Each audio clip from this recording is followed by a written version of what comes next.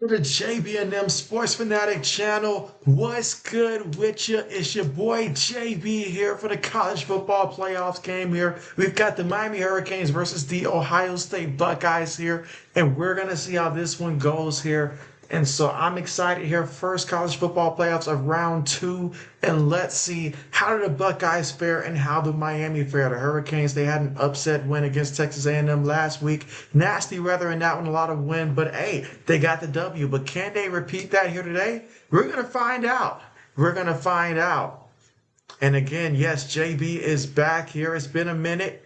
So JB's got to get back in the groove of things. All right, so we go for the Hurricanes here. First and 10 from their own 25-yard line. Shotgun formation. Carson Beck looking. Throws it short here. Incomplete. Running back was there. Just got to make that pass. But Samuel, what's good with you? Samuel says, hey, JB, yo, was live stream late. And so, yeah, I started a little late here. A little late. And so, JJ, what's good? Says, yo, JJ is back. Yes, what's good? Oh, man, how has things been going for you? And how did your fantasy football team play out? Yes, long time no see indeed. Hurricanes opt to run the ball on second down and going to pick up 3 yards on the carry. So now, third and 7. And this right here, this is what we call setting the tone earlier. Can this Buckeyes defense start off with a 3 and out, or can the Hurricanes find something on third and 7 to move the chains here in the first quarter on the opening drive? But yeah, long time. JB's got a new setup here, new location. So yeah, a whole bunch of stuff new. And happy New Year's Eve to everybody. Almost New Year's. Carson Beck looking to pass, feels the rush, throws it. Incomplete. Behind the receiver, incomplete. So the Hurricanes will have to punt the football on their opening drive. Let's see, Mr. JB says it's a hurricane warning. Get ready.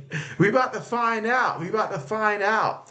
And so, yes, Samuel, talk to me, man. What's been going on? How many subscribers do you have now? Let's see, JJ says, well, not good. Injuries hurted you. And so, oh, man, tell me about it, man. Tell me about it. It has been a ton of injuries, man. You know what made JB upset, man? One of my fantasy football leagues, I went 13-0 in the fantasy football season just to lose like the second round of the playoffs. So I was upset about that. But I did win my own fantasy football league that I'm the commissioner in. I did win that one in a very close game. I'm talking about I won by .40. So that's kind of sort of how my fantasy football season played out. All right, but what can the Ohio State Buckeyes do here? There's a lot of questions that I want to see in this one. With Ryan Day taking over the play call, will he continue to be conservative, or will he really just take the cuffs off Julian, saying, you guys already experienced that loss to Indiana? How do they respond to that? The last couple of years, they respond great after a loss. Will that be the case here? We're going to find out. Just how healthy is, Jeremiah Smith, Cardell Tate? Are they 100%? We're going to find that all out. Running back goes in motion. Running play, first play of the game. And Jackson's going to fight for it there for about 3 yards on the carry. That's going to make it 2nd and 7 coming up for the Ohio State Buckeyes. And again, a game like this, you really want to come out and establish momentum here early. I feel like for the Buckeyes, if they can score first and get that momentum, we know Ryan Day likes playing from above as opposed to playing from behind. He likes having that lead early. So let's see if they can establish that. Fakes it to the back, throws it to the receiver. Incomplete. Behind Tate, incomplete. Let's see, JJ says the winner of this game goes against your Bulldogs. Oh yeah. Oh yeah, I'm eyeing that one. I am eyeing that one there. I know that the Bulldogs play Ole Miss there, but I do expect the Bulldogs to get that W. Kenneth, what's good? And Kenneth says, hey, my friend, how are you doing tonight? Hey, JB is doing great. You say you're doing great as well. And how was my Christmas? Hey, my Christmas was good, and it was surprisingly warm. This felt very warm for a Christmas, but it was pretty nice. How was your Christmas? All right, here we go. 3rd and 7. Shotgun formation. Can the Buckeyes get a first from their own 27-yard line? Gets the snap. Sees the pressure. And he's brought down for a sack. Just like that, Julian saying, I was like, are they running a screenplay or something? Because the defensive line just ran through there like untouched. So I'm not sure if that was by design. At least I hope it was by design and they didn't just beat him that bad. But look at that. Yeah, we're talking about a whole bunch of just misplays there. Cannot have that happen. For Ohio State, that offensive line, especially on third down, has got to give Sayin time. If they give him time, he will find somebody. But now 4th and 17, and they will punt the ball. All right, punts on the way. Fair catch from his own 39-yard line, and the Hurricanes will take over their second offensive possession here from their own 39-yard line. Sammy says, good, great, nice. And so, yeah, Christmas Day was great, actually. It was really great because honestly, prior to that, the whole trip driving all the way from Texas to Georgia, again, JB will not be taking no 14-hour trip anymore in terms of driving. Hopefully, I hope that I never have to do that anyways. That took a lot out of your boy. But other than that, it was great. It was great. I had to wait for, my new desktop to arrive, set up my, my streaming station, all that great stuff. But JB's got it all settled down now, so I'm happy about that. As it says, or I mean against the winner of your team's game. And so bet. That is true. Let's give Ole Miss a little bit of a chance, JJ. And you had, how did that feel, man? Because I heard it was pretty tough this year having him. I heard it was pretty tough this year. He said, imagine if it's Georgia versus Miami next round. And so, no, as an Ohio State Buckeye fan, that is not the matchup that I want at all. I will be sorry. That I will be. Laney, what's good? Laney says, hey, JB, how have you been? So, yeah, JB's been good. The move definitely, it was a lot of energy for JB to honestly be on the road for over 14 hours there, driving from Texas to Georgia. But I'm glad that that's out the way and stuff, and then just setting everything up. You know how that is, moving, unpacking, setting everything up how you want it. It's been a lot going on here, but other than that, I'm glad to, slow things down, sit back, watch some college football. I know that Tennessee played yesterday. I didn't get to watch the ending of that game, but if I'm not mistaken, I think the Fighting Illini won that matchup. I know it was a close one there, but I think the Fighting Illini won that one. I was rooting for your Tennessee to win, though. So I hope I'm having a happy New Year's Eve. I am. I'm ready for 2026. And if anybody would like to share their New Year resolution for 2026, go ahead and put that in the chat and let JB know what kind of goals do you have for this upcoming year.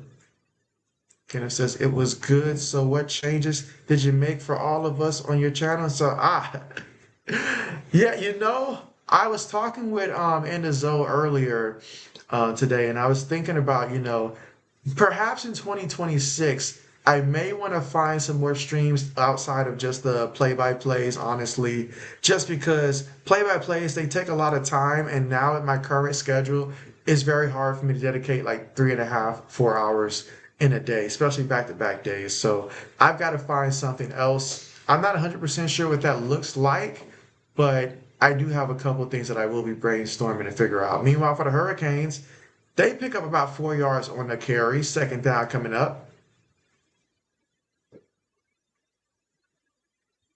And again, Malachi Tooney, that guy's got some real speed. We know the big plays that he can make. It's going to be up to the Buckeyes to contain him. And they got to get some pressure on this quarterback with their front four. Pass play, Beck, looking, Beck, throws it, gets it short, gets the completion.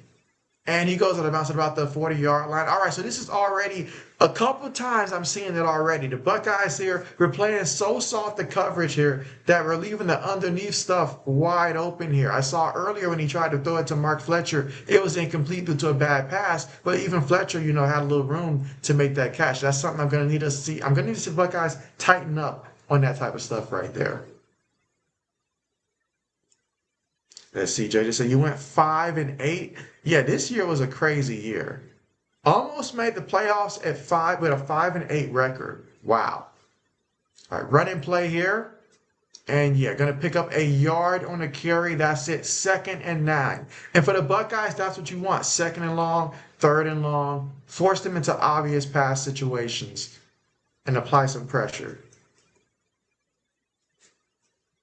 Let's see, Samuel says, good, great, nice. travels trip. I'm moving to Georgia. So yeah, Samuel, everything was nice, but going through Mississippi, a big old, like, I shouldn't say a big rock, but a decent sized rock hit my windshield, cracked my windshield and stuff. I seen a bucket fall out of a car. When I say it was almost like playing Mario Kart, going through Mississippi felt like playing Mario Kart there, Samuel. I don't know how you do it. I don't know how you do it. But other than that, everything else is pretty good. Let's see, Mr. JB says, let me yell for them. You say Hurricane fans out there?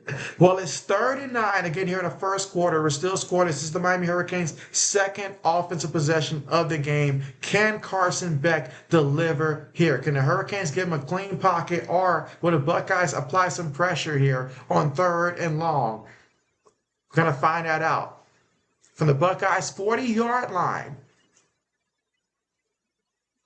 Hurricanes snap the ball. Pressure there, but he throws it and gets the completion for the first down all the way to the 27-yard line, and that was close. If the D lineman would have got there a little quicker, that could have been a different story there.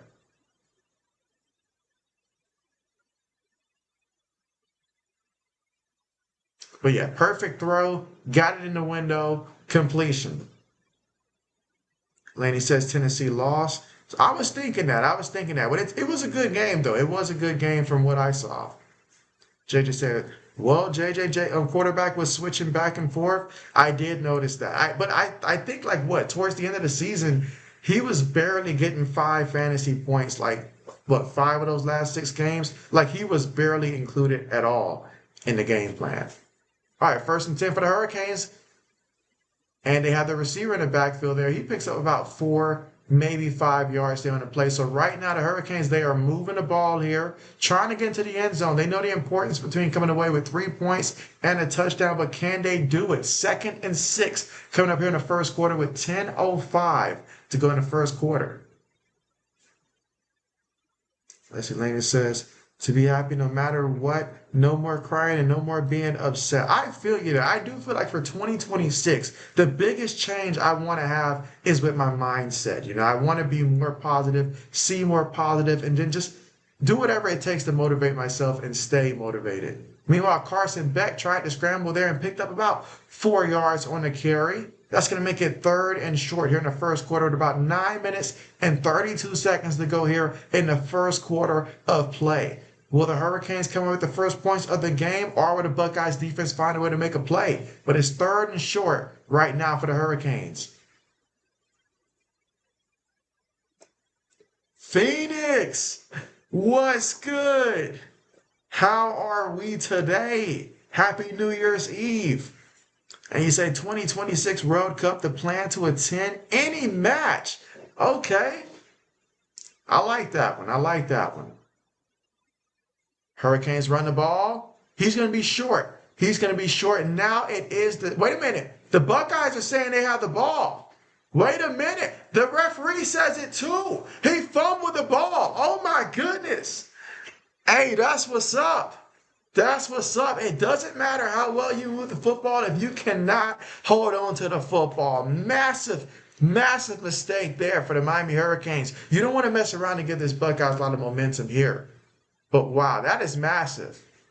Now let's see if they check a replay and stuff before I get too happy here. Let's see the replay. All right, so still up. Not sure at what point does that ball come out there, but hey, Buckeyes with the football here in the first quarter with 8 minutes and 51 seconds to go. Let's see, Kenneth says, we all miss you, and I found a new person to visit on YouTube. Hey, that's what's up. And yeah, you guys were missed as well. I was looking at the last stream I had was the Ohio State-Michigan game. And yeah, it's been over a month since then. So it's been some time. But yeah, JB had a lot of stuff to get through with all the moving and stuff and just a whole bunch of stuff. But glad to be back. Let's see, JJ says his whole team was injured. And so, I mean, for me, what got me, my 13-0 team, which I was so confident in, it wasn't that they got injured. It's that key players around them got injured. For example, Jonathan Taylor, not having Daniel Jones really hurt Jonathan Taylor. it also hurt Tyler Warren as well, so that impacted my fantasy football team. And then aside from that, I got unlucky. I went against Trevor Lawrence in that second round of the playoffs, and Trevor Lawrence scoring like, what, 50 something points, almost 60. I did not anticipate that, and my team could not withstand Trevor Lawrence getting that many points on one play. So that was the crazy part, is that Trevor Lawrence ended my fantasy football team in that one league. Now, in my own league, won the championship, but I feel like I got lucky to win that one. JJ, you asked me how about the Patriots, man. Oh, man. If you'd have asked me that yesterday, I'd have been sitting back, cheesing and smiling, saying, hey, I feel good about where we are. But right now, I'm a little concerned because apparently, we can't keep our hands to ourselves and stuff like that. Like first, Stephon Diggs. I'm like, all right, what are we going to do? Okay, we'll see how this plays out. Now Christian Barmore, and I'm pretty certain Christian Barmore was guilty and stuff like that, but we'll see how it plays out. But that sounds a little bit more realistic there. So I'm just like, man, like, can we not keep our hands to ourselves off the football field? Like, what's going on?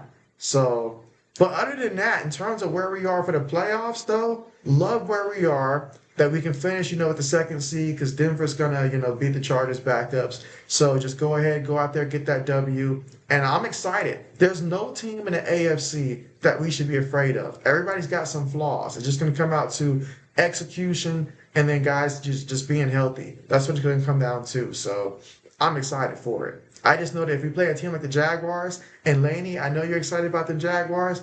I just hope that game's in New England. That's why we've got to beat Miami. But again, I know what Miami likes to do that second time we play them, so we got to stay focused, stay locked in. Sammy says, good luck at Jackson, Mississippi. All right, so here we go. Buckeyes with the football thanks to the turnover. From their own 20-yard line here. 3 receivers, 1 tight end, 1 back. Shotgun formation here in the first quarter, 8 minutes and 51 seconds to go. Sayin gets the snap, fakes to the back, looking, throws it, gets it. So Jeremiah Smith, and Smith falls down at the line. Let's see where they spot him. Looks like a first down, right at the line for the first down.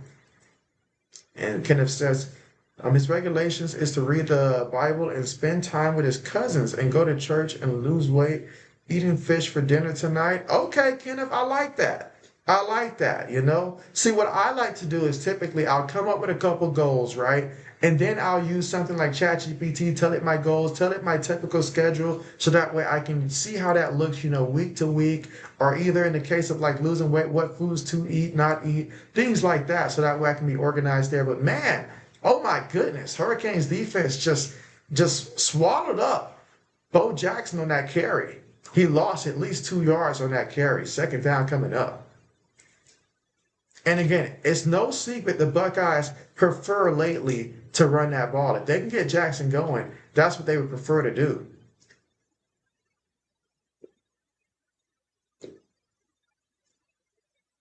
But that time, Miami got out there on the edge, and they won that battle. All right, second down coming up here in the first quarter. Again, 7 minutes and 30 seconds to go.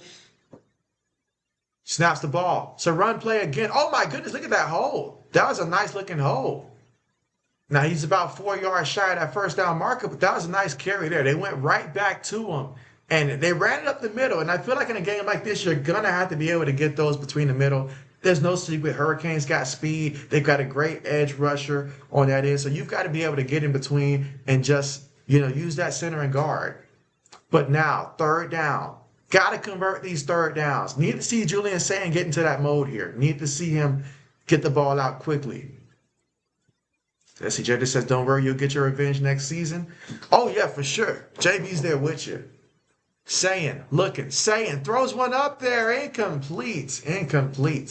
Great coverage there by the Hurricanes on the play. And fourth down coming up, 4th and 4 here in the first quarter with 6 minutes and 43 seconds to go. So right now here, Hurricanes defense out there. Hey, they're looking good defensively right now. Julian Sayin just off on that one.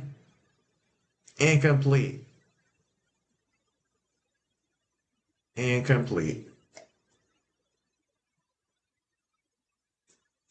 Let's see, Samuel says, Atlanta, Georgia. And so somewhere in that Atlanta part of Georgia, there's Samuel,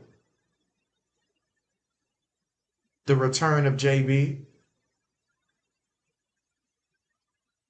All right, gets the return for the 16-yard line. So what's everybody's plan for when the clock strikes 12 tonight? What is everybody's plan? Let's see, JD says, I haven't seen your stream since I don't know. And so, L, it's been a minute since JB has streamed. I will say that. It has been a minute. Mike, what's good, Mike?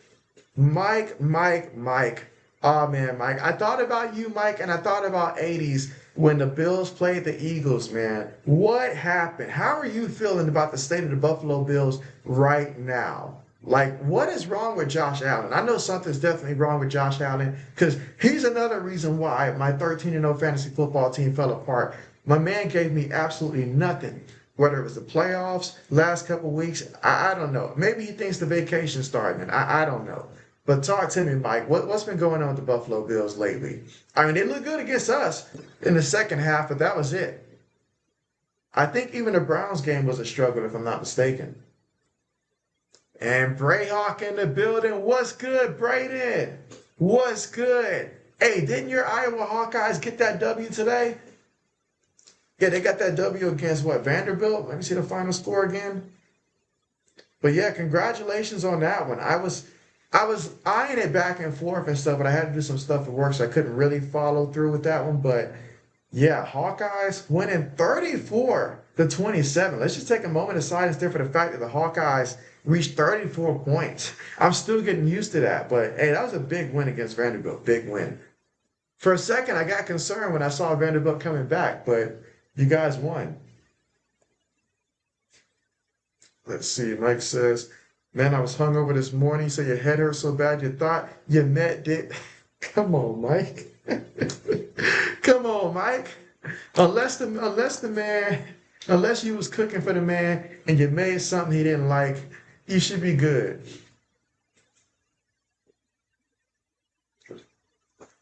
Oh, man, but yeah, that's crazy. That is crazy. Let's see, JD says Chargers are a different breed this year. I like what the Houston Texans have been doing as of late. You know, I really do. Laney says, yes, sir, go Jags. And so, yeah, I don't know how they fix, as they call him, the Prince, but they certainly did fix him. I mean, he went out there. Now, granted, when he threw all those touchdowns, that was against the Jets, but hey, the Jaguars been looking really good. You know, all the teams right now, they're definitely playing the hottest football in the AFC. There's no denying that. So they're going to be a tough out for anybody. Mr. JB says, the referee ain't going to save us this time. We'll see how it plays out. Let's see, Brandon says, I don't know what I'm doing. And so, okay, bet.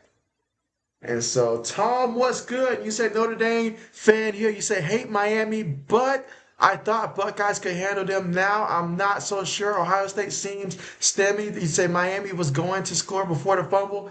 And so it looked like they were going to score before the fumble. It really did look like that. I can acknowledge that. And hey, I feel you. You know, I was telling my dad earlier, I was like, you know, I know a couple Notre Dame fans, they're not going to be too thrilled about Miami because Notre Dame felt like they had the better team. You know, right or wrong, Notre Dame did look like they were playing the better football. But it's all about how you play once you get in there. And they put out Texas A&M. My biggest concern for Ohio State offensively was, will Ryan Day be conservative?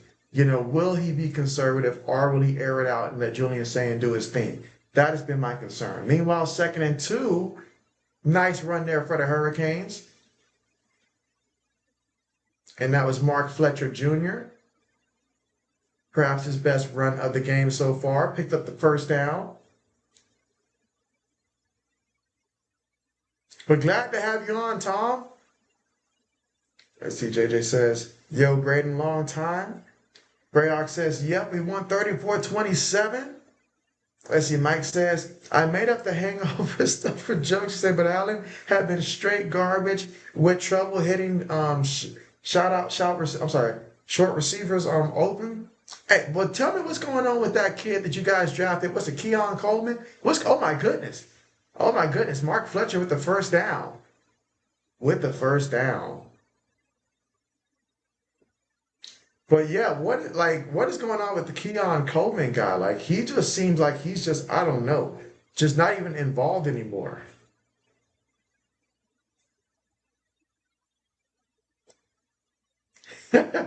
You say, did you leave us so long so you weren't tempted to say in your face?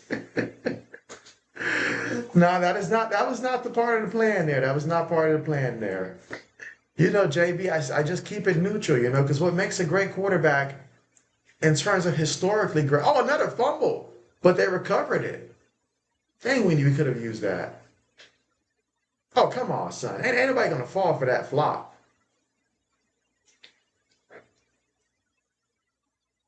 My man did his best LeBron James impersonation. Let's see, you say May is the best quarterback. Easy. I love what May is doing. I really do love what he's doing. I love how comfortable he looks while doing it as well. You know, humble kid. He'll go out there, and if we need him to throw 250 yards and like one touchdown, he'll do it. If we need him to run for like 40, 50 yards, he'll do it. I like Drake. Obviously, I love what Drake May is doing. I really do. He's the kind of player that every coach would love to coach because he's not locking in on one guy. You know, he's going to go out there and throw it to the guy that's open. He's going to go through his progressions there. If he has to throw it to the tight ends that game, he'll throw it to the tight ends. If you got to focus on the running backs, he'll find them too. You know, receivers, whatever it takes. So there's a lot of good things to say about Drake May, a lot of good things to say about him. But we're going to find out what kind of quarterback he is in the playoffs. That's what makes the difference between those legacy moments and then just being a good regular season quarterback. But here we go for the Hurricanes, 3rd and 2 right now, about the 48-yard line of the Buckeyes. Can the Buckeyes defense get a stop here? Throws it, gets the completion, and yet another first down. One thing right now for sure, the Hurricanes, they've already settled down. You know, like that win last week, that really helped them in terms of momentum and stuff, and they feel settled down. Right now, it feels like Ohio State's just really trying to settle down right now. And I hope that they hurry up, settle down, start playing their brand of football. Let's see, Bragg says, oh yes, the battle between father and son tonight. Mike says, never has there been so much parity in the playoffs, no front runners. Quick pass there to Tooney. And he gets brought down by about 2 defenders after picking up about 3-4 yards there on the play. Again, here in the first quarter, about 2 minutes and 10 seconds to go, and the score is still 0-0. Somewhere out there, I know Lewis took the under for this game, and somewhere out there, I know he's happy right now with the score.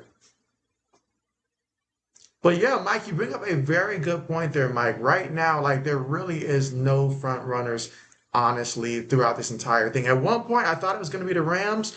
That's not the case. They're still a great team, though, and a team that I certainly wouldn't want to play if I was a playoff team. But you've got the Seahawks, but we all know how playoff Sam Darnold can be. You know, has he finally got rid of those ghosts for good? We're going to find that out. A lot of things going on there in the NFC and AFC. 49ers, I don't know how they do it. Don't know how they do it, but they are doing it. Let's see. Bragg says Mark Fletcher has been great the last couple games. So yeah, he has been. It's like strength versus strength. You know, he's been playing great, but that run defense of Ohio State typically has been good. All right, so 1st and 10 here for the Hurricanes. Again, look at the difference in time of possession. Hurricanes have had the ball for over 10 minutes in the first quarter. But you can't dominate this much and have no points for it. You got to score some points if you want to win. I picked up about 8 yards on the carry. 55 seconds left to go here in the first quarter of play. Let's see, Samuel says, hey, JB, I have a gift for, oh, you got a new laptop for Christmas. Hey, that's what's up. Congratulations. I know you wanted a new laptop. That's what's up. So that means next year you can be putting up some live streams. SM, what's good? You say, are my eyes deceiving me or is JB really back? We can't end 2025 without seeing JB at least one more time. Okay, Hurricanes pick up the first down there on the carry. Picked up exactly 3 yards, it looks like. And 15 seconds left to go here in the first quarter of play. And our score still 0-0. So if you're just tuning in right now, Hurricanes, they've been moving the ball. Hurricanes, they've been dominating time possession, but Hurricanes still haven't scored. And even if they come up with like a field goal here, you feel like with the kind of momentum the Hurricanes have right now, this is where if a team's going to upset you, they're scoring touchdowns right now while they have the momentum here. But you mess around, let Ohio State get that momentum. I don't know what I'm going to say. Let's see, Mike says, my guys, Allen and Price, both got W's. Then the next week played terrible. Speaking of Price, do you think he's got what it takes to beat the Buccaneers again and allow the Carolina Panthers to get into that playoffs? And who do we want to enter the playoffs? Do we want it to be Bryce Young? Do we want it to be Baker Mayfield? I don't know what happened to Tampa Bay, but other than the fall off with Indianapolis, which I can kind of understand towards the end, with the injury to the quarterback and the tough schedule that ended out. But man, that needs to be studied, whatever happened to the Buccaneers. Because Baker Mayfield went from, NFL MVP candidate to potentially out there, changing the spare tire candidate. Like, I don't know what else to say. Let's see, Brandon said, I think the Patriots and Broncos could start up new rivalries this year if they meet in the playoffs. And so, I mean, that's a big if there. That's a big if there. It's going to come down to just quite, because I feel like when it comes to the Patriots, we're an overall good team, but it's not like we have like elite receiver play. It's not like we have an elite tight end. Travion Henderson has his moments, but right now I feel like Ramondre Stevenson is going to be who we have to lean on more, but will he protect the football? How healthy is the offensive line going to be? Then on the defensive line as well, how healthy they're too. So we're a good team, but if a team gets hot, like how Josh Allen's capable of getting hot and stuff like that, if a team gets hot like that against us, how will we fare in that playoffs? But hey, I like my chances though. If it's Patriots versus Broncos, because the Broncos don't score that many points. So I would like my odds there against the Broncos. We saw what the Chiefs almost did with their third string quarterback. Let's see, SM says, sorry, JB, but I'm rooting for Miami. So SM, somehow, I knew that was going to be the case. I knew that was going to be the case. Let's see, Mike says, anyone rooting Miami? Do they have a chance? I mean, of course they have a chance. Of course they have a chance there. This game I projected was going to be like Ohio State 26, Miami 17. I projected Miami may come out early, get like a little confidence early on, but then the Buckeyes, once you see that they get a couple first downs and get going offensively, it'll trickle down to the defense as well. But hey, this one's going to be a close one from start to finish.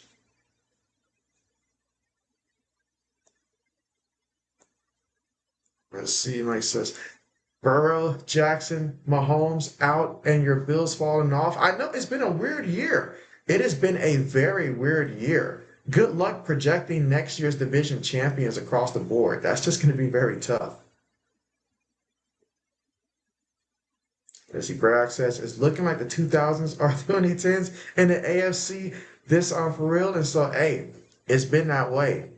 It's been that way. But I like it. That means, any game we play, if we play our best game, we got a chance to win.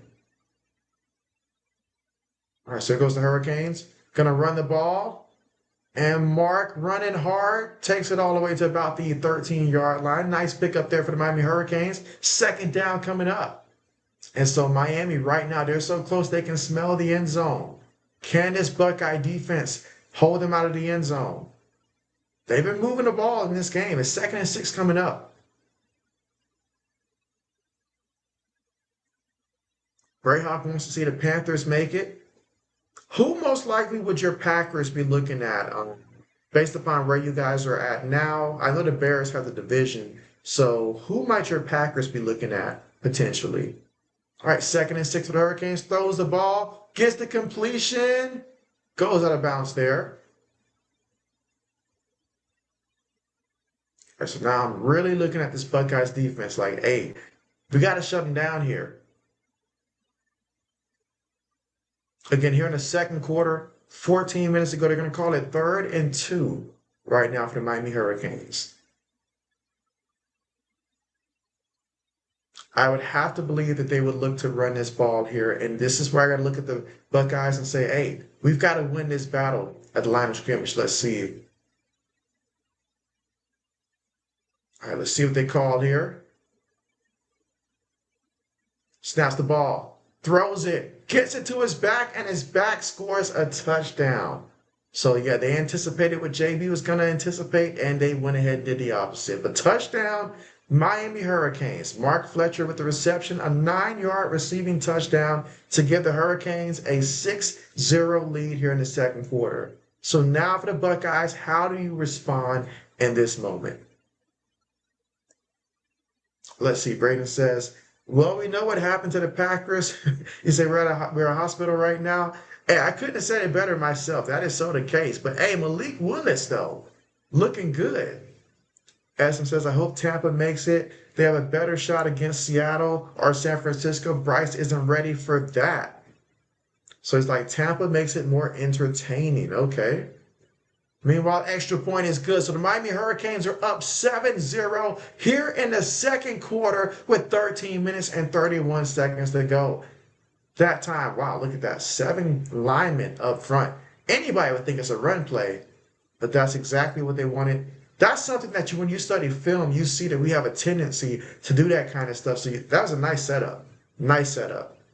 Let's see, Samuel says, hey, JB, Kansas City Chiefs was moving to Kansas new stadium there. Yeah, 2031. You're going to help them with that move there, Samuel? Let's see, Essam says, Rams and Eagles in the wild card round would be fire. And so, that would be an interesting matchup. It really would be. I mean, for the Rams, it would be a chance to right the wrongs because I know in the past they've met and the Eagles have won, but this would be a chance to right the wrong. I would like the Rams' chances as long as they're healthy. If they're missing 2 offensive linemen like they did against the Falcons and stuff, that's going to cause some problems there. But if you're telling me they're healthy, they get Devontae Adams back, he's good to go. I like their odds there, even though it's on the road. The Rams are a team. They've got the experienced quarterback who's been there before. They've got the coach. So I do like that. Not to say, obviously, the Eagles have the same thing, but the Eagles got problems. They got real problems right now offensively. I don't know how you can fix that, but they got some problems. Let's see. Brayok says, Eagles or the Bears. Who would you prefer to play? Who would you prefer to play? I know you would love to play the Bears again, get that revenge, knock them out. Let's see. Brayok says you're cheering for the Rams if that happens. Brayok says yes. Mike says Baker's a fraud.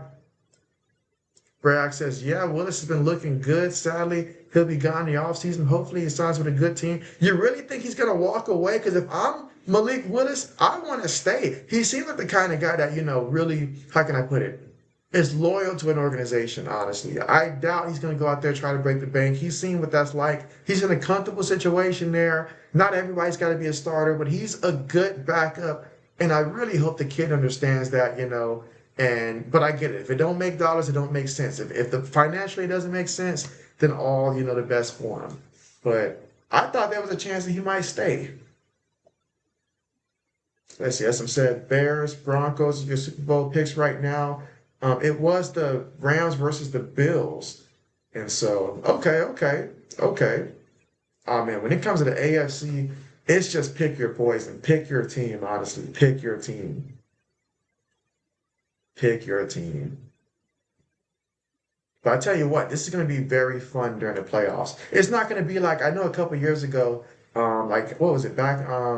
I think it was Ben Roethlisberger's last year, if I'm not mistaken. And I remember when Carmichael asked me if I thought that his Steelers had a chance against the Chiefs, and I was like, they have absolutely almost.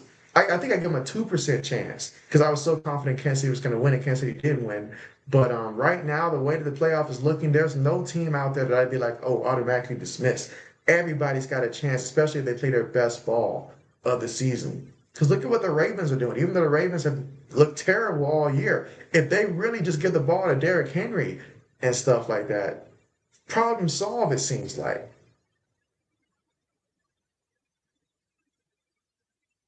But something tells me they're not going to do that. All right, so Brock better play the Bears there, get that revenge. Okay, Kenneth says, Snowman Media made you a mod. Hey, that's what's up. How many channels are you a mod for, Kenneth? It's like you're the neighborhood plug.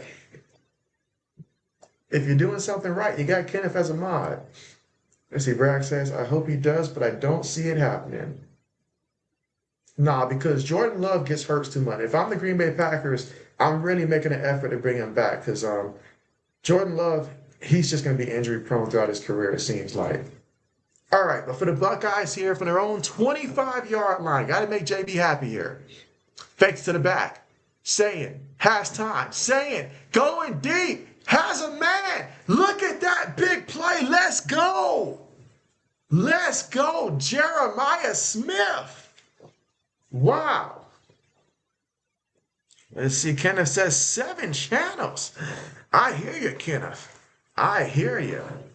But man, what a big time play. Look at that. Let's go. Let's go. But now, hey, the work is not done. Let's get in that end zone. Let's get in that end zone. I know we're going to be looking to hand the ball at Jackson here based upon our tendencies, but I hope we mix it up. Again, Ryan Day has taken over for play calling, so it might look a little different than our normal plays. But let's see. Shotgun formation for the Buckeyes. Receiver goes in motion, gets the snap, fakes to the back, saying in the pocket, saying no. Brought down for the sack. My goodness. Like, if the offensive line could just give us some time here.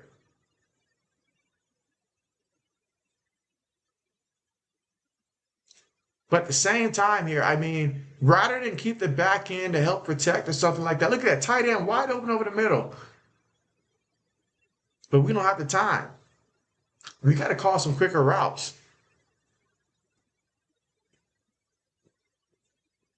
All right, 2nd and 16 after the sack. Are you kidding me? Are you kidding me? My goodness. Are you serious? Ryan Day. Why would you this is all about play calling here. Clearly, look at that. Like, from so easy to read. So easy to read. The receiver stops there. You take the time to pretend like you're going to hand it to the running back. And what in the world are we doing? What are we doing? I can't believe it. And so, hey, you never know. You never know. Let's see. Mr. JB says, take it to the house. Let's see. Samuel says, why? He says, why your Ohio State team? So, yeah, JB's got no excuse for that one. Like, that was just a poor read, poor play call. I mean, look at it. Like, let's look at the replay here. All right. Well, what's the whole point of that? The whole point of that. I mean, clearly, this guy has never played NCAA on Heisman mode, clearly. I mean, that's what happens when you keep trying to coddle your quarterback. Stop calling these plays and go out there and just try it up. But he's being too, how can I put it? His play calling is too simple. You know, it's easy to read. It's easy to project here. There's no creativity to it. What helped us last year was, and I hate to say it, but when Chip Kelly really just after that Michigan loss last year, in which he just absolutely just completely changed his play calling. Ryan Day has got to hit that curve for us as a play caller. I mean, yeah, that's on Julian saying to make that throw and stuff, but play calling, you're not doing us any favors at all. Let's see. Brayock says, wow. He says, let's go. Says he's in shock. Kenneth says, how's the wife? The wife's doing good. Doing good. Looking forward to celebrating and bringing in the new year. But thanks for asking. So, yeah, after that pick 6, the Hurricanes are up 14-0. You want to talk about adversity? This is true adversity. But they say the great ones, when faced with adversity, they find a way to rise. So we're going to find out here what this team is made about.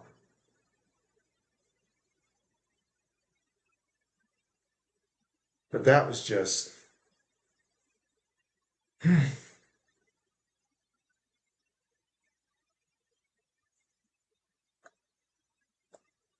As Ken says, the person you met will be doing the Seahawks versus 49ers NFL game Saturday night. Oh, bet. That's going to be a game there. That's going to be a game.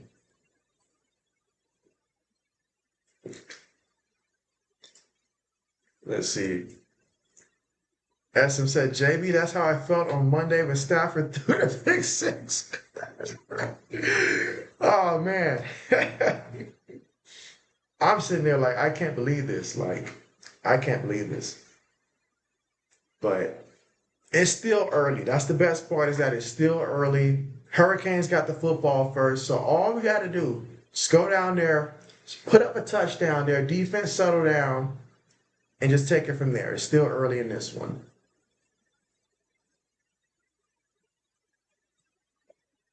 As some says, still a lot of time left. That's right.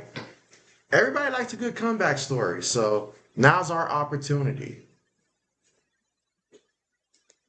It's just like you mentioned the Rams. I thought the Rams were going to pull off that comeback there against the Falcons. The announcer started too because they referenced the Falcons last time being down that much was in the Super Bowl, but then Atlanta's like, nah, we're not going to let it end that way.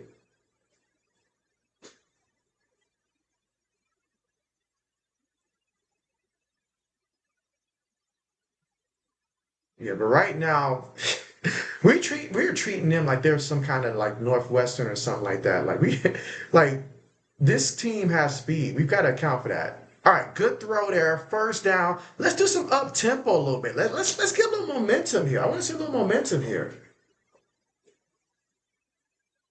Like, let's get up to the line like we care about this. You know, we're walking up like it's still the middle of the regular season here. I want to see not panic, but I want to see some urgency right now. That's what JB wants to see. As says Carson Beck is going to Carson Beck. We know this.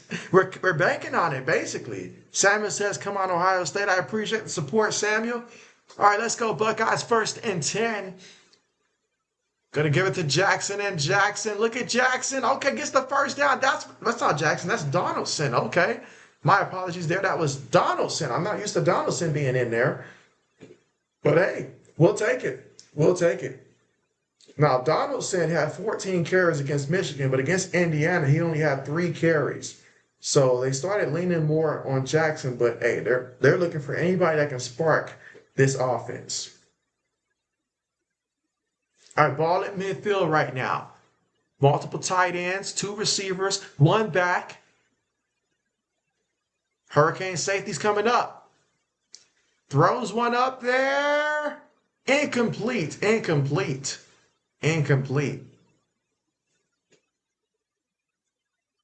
SM says Chip Kelly went to Northwestern. I seen that. That was kind of a big hire right there for Northwestern. Now, I heard some stuff about what was going on with the Raiders. All I'm going to say is that when you put on the silver and black these days, it does something to you. But I'm pretty sure he goes back to Northwestern as an offensive coordinator and stuff like that. That's a good move there for Northwestern. He's going to help that offense out.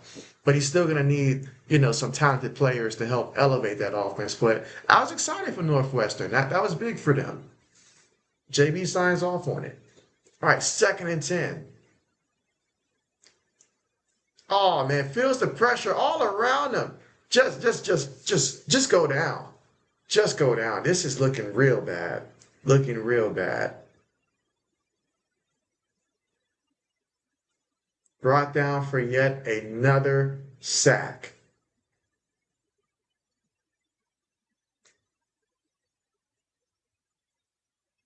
Yeah, Hurricanes, they are blitzing. Buckeyes are acting like they're surprised by the speed in which the Hurricanes have. That seems to be the biggest problem right now, is that they're treating this team as if they're a big, slow team, but the Hurricanes have speed. All right, saying, looking, screenplay. Let's see what happens here. Following this blocker there, brought down. Gets it back to about midfield here. 4th down coming up for the Ohio State Buckeyes here in the 2nd quarter with about 9 minutes and 27 seconds to go. And Ryan Day's facial expression says it all. Greyhawk says, what is happening? And you say you're honestly not joking either. And so, I mean, clearly the speed in which Miami has on defense is really throwing the Buckeyes off. You know, they are really struggling with that right now. The offensive line is not protecting.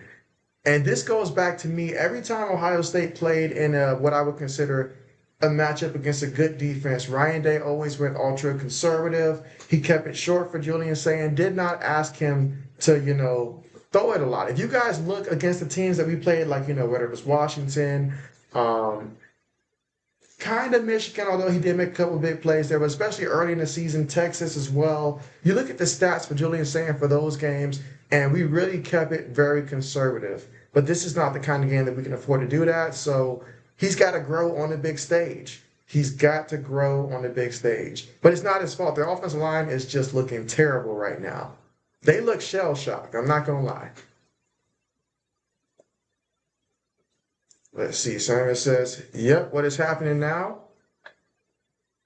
All right, let's see. Mike says, Ravens still have a playoff chance. We want them out. So, all right, so he wants the Ravens out. I figured that. So that means you want Pittsburgh in. SM says, Mendoza probably going to the Raiders. Do you think he can succeed there? You know what, SM? JB always tries to keep it a buck. This is no knock on the kid Mendoza. But JB truly believes, and I know I'm talking in third person, maybe in 2026 I might stop that. But I truly believe when a rookie quarterback goes to a team, you have to have some pieces around him to help him. Other than Brock Bowers there offensively, the Raiders got nothing, and perhaps maybe perhaps the toughest conference in the AFC. Because hey, we all know where the Chiefs are. They're going to rebuild and stuff like that. They've got enough. But when they got Patrick Mahomes, they always got a chance. They just got to really rebrand themselves. The Broncos, they look really good.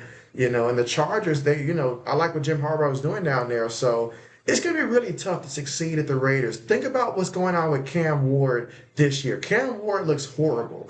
I don't think Cam Ward is that bad. I honestly think Cam Ward is actually, a good quarterback. Obviously, he's got to learn, but he's got nothing. The Raiders don't have much to offer you. They don't. They went out there and picked up Tyler Lockett mid-season because they needed somebody that bad. Trey Tucker, don't get me wrong, but that's not going to win you ball games. So I think if he goes to the Raiders, it's going to be bad. It's going to be bad. That organization has shown that they cannot grow a quarterback. So that's going to be tough there. But you look at the options, whether it's the Raiders, whether it's the Jets, I don't really like either of those options for Mendoza, honestly. So, I mean, it's that tough. It's that tough. In order for him to succeed, he would have to have a Joe Burrow type of, thing where you try to change the culture. And even Joe Burrow right now seems like he's tired of trying to do that. So, do I think he can succeed at the Raiders? No. I think Mendoza needs to go to a team that has some weapons, and he can be a good quarterback there. And has a good culture established as well.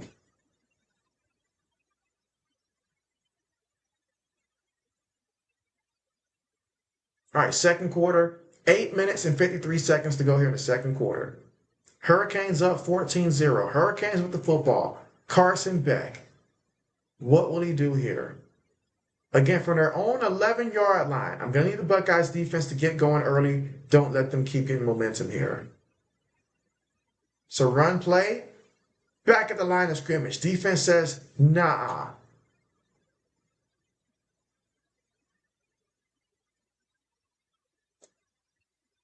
Let's see, Kenneth says, maybe it's Ohio State took off. And so I feel like a little bit of that, but it's more so the defense, the speed of the defense that's messing them up. And quite frankly, defensively, our DBs are so far back. They keep giving the Hurricanes these short stuff, this intermediate stuff. I guess they're afraid to get beat deep, and that's what they're doing. But they're got to change it up. They're got to change it up. Because every time these receivers get the ball, the DBs are having to fly at 100% speed just to get near them. And it's not like these guys are going that deep. Let's see, Mike says, the JB says this. Let's see. Brandon says, Raiders have no O-line. That's the bigger problem. All right, ran in for about 3 yards there. So, yeah, I like the Mendoza kid, but he's going to need like a full system. For someone to change life for the Raiders, oh man, it's like Braden pointed out, no offensive line. Look at the difference in Caleb Williams year 1 and year 2 with having an offensive line like the Bears acquired in the offseason. Quick pass. All right, picks up about 4 yards there on the catch. So now 3rd down coming up. Can the Ohio State Buckeyes finally stop playing with JB patience and get a stop here? I know Mr. JB right now is doing backflips right now.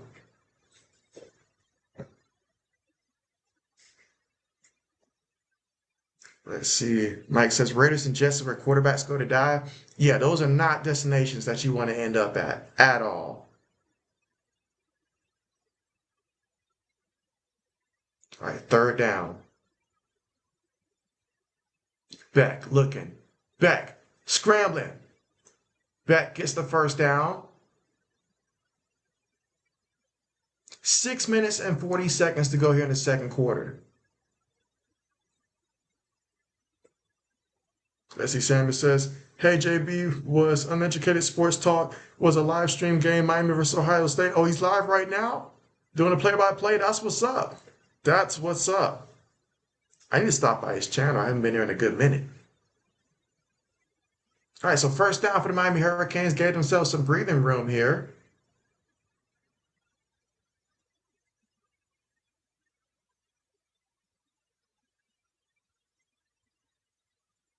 All right, so right now, and you know what? I'm looking at Ryan Day also. This is where, as a head coach, you got to be able to ignite your team. Like, wake them up. We're clearly sleepwalking right now.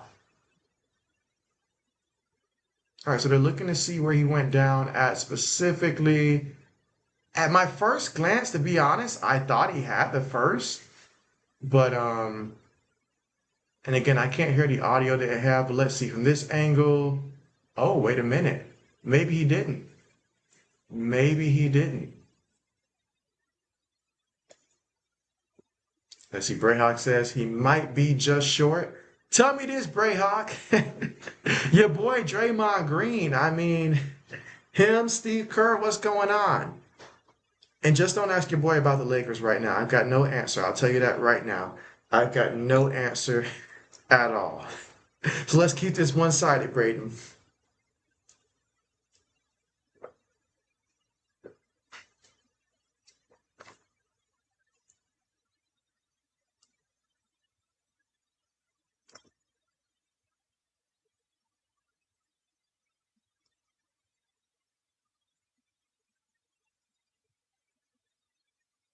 Call overturned. Okay. Now, with everything going your way, considering where they are on the football field, do you punt? Oh, yeah, Mario Cristobal, he is saying some unfriendly things to the official right now. Let's see, Mike says most improved. Dimes or Caleb? I'm going to say Caleb. I'm going to say Caleb, and I'm going to tell you why I say Caleb. You know, everything from his progressions, the way that he's learned to finish games. He's learned to win games. Danny Dimes and Indianapolis Colts, I don't know how long Daniel Jones has been hurt now, but they lost, what, 7 of their last 8, and that's not on him. That's not on him. But I was starting to see the drop-off with Danny Dimes. He came out on fire, but when he played really good teams, you could see, like, okay, they had to rely on Jonathan Taylor, which they could do. But for Caleb Williams, that progression continued throughout the season and stuff to where people are thinking, hey, the Chicago Bears, you know, if they're at home in the playoffs, nobody wants to go down to Chicago. Nobody wants to do it. And I like what I'm seeing out there from the Chicago Bears. You know, even that rookie receiver that they got, the one from Missouri, he looks good too. So I'm going to say Caleb Williams because I saw that consistent improvement, whereas Daniel Jones, I think if he wouldn't have got hurt, we would have saw the continued, like, just leveling back down. Like, yeah, he started off great, leveling back down.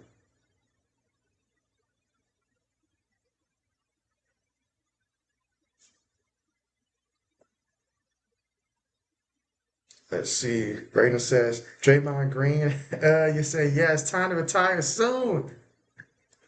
Mike says, why can't the Hornets ever win? You know what? I don't know. I mean, when I look at, some of the better players on the Hornets and stuff, they don't strike me as guys that are hungry to win a championship. They're hungry to go out there and get paid, make a name for themselves. They just don't have anybody that's really like, oh, wow, like that guy, you know, hey, because even before the Thunders won, I was like, hey, they got some guys there that they really want to win. They just got to grow up. But this team is like, they just don't have it. Now, Brayhawk says that could haunt Miami. It really could.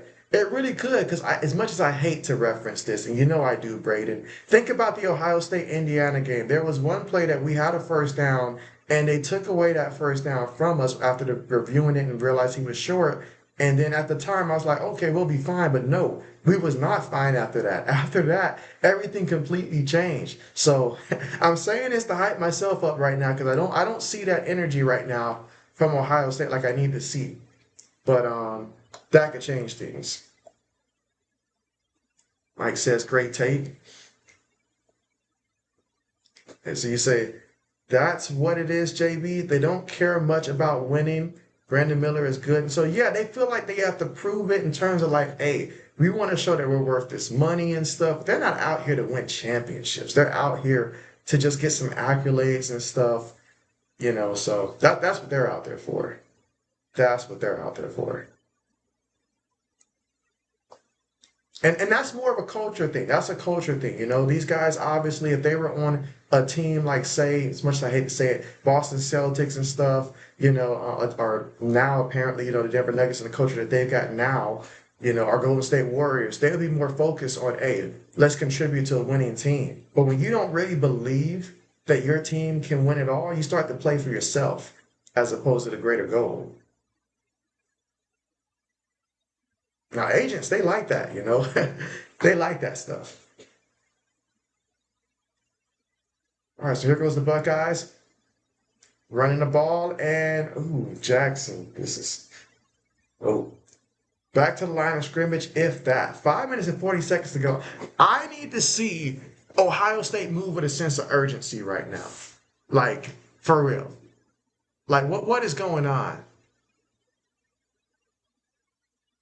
All right, 2nd and 10. Julian saying, come on, Sam, you got the time, baby. Let's do it. Oh. You're getting him killed out there. Oh my goodness. That was he had better been lucky that there's nobody like a Ray Lewis on the other side of that, because that could have been real bad. I mean, look at that. Look at that. The helmet, all that. Let's see, Brayok says stuffed.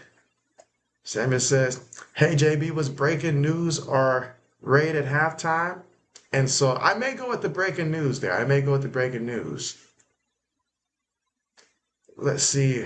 Raiden says, Miami is flying to the ball. Yeah, they are. They are. They're feeling confident, There's this thing in football that's called momentum. And when a team gets hot and stuff like that, look out.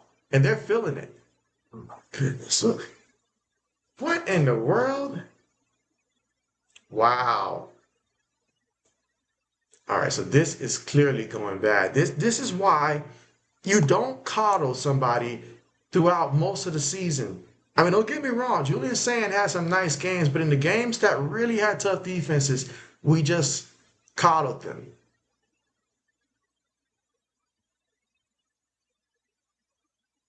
And it's showing up right here, right now. 4th and 9. We're going to need the Hurricanes to make a big mistake right now. Like, I'm talking about like a fumble punt would be nice. Some kind of mistake. Rip the ball out. I'm going to have to look to this defense to set the tone. Greyhawk says there's nothing there.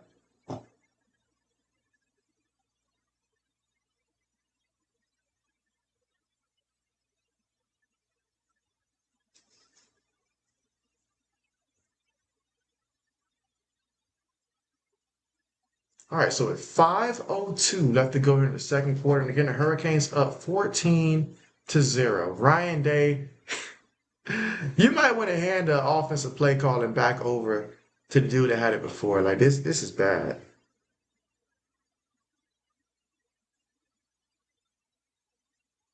All right, so you got Beck up under center. Tight end goes in motion. Play fake. Looking. Can we get to him? Gets the completion. That's the problem. That's the problem right there. When they bring pressure to us, they are fast enough to get to us before we get the ball out. But when we try to pressure them with our D line, which was a little concern I had coming into it, look at it. Look at that. All that time. We can't give Carson Beck all that time. Anybody who's watched Carson Beck throughout his career knows if you give Carson Beck time, that's bad.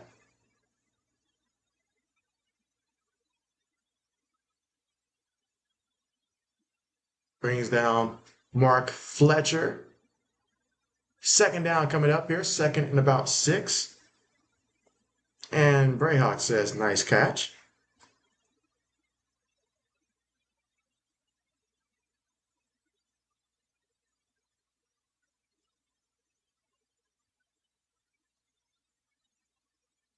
Did anybody watch the Texas and Michigan game? I did not catch the end of that one, so I don't know who won that one. Last I saw, it was like tied up, I think 17-17. That's the last I saw. All right, nice tackle there. Picked up 3 yards on the play.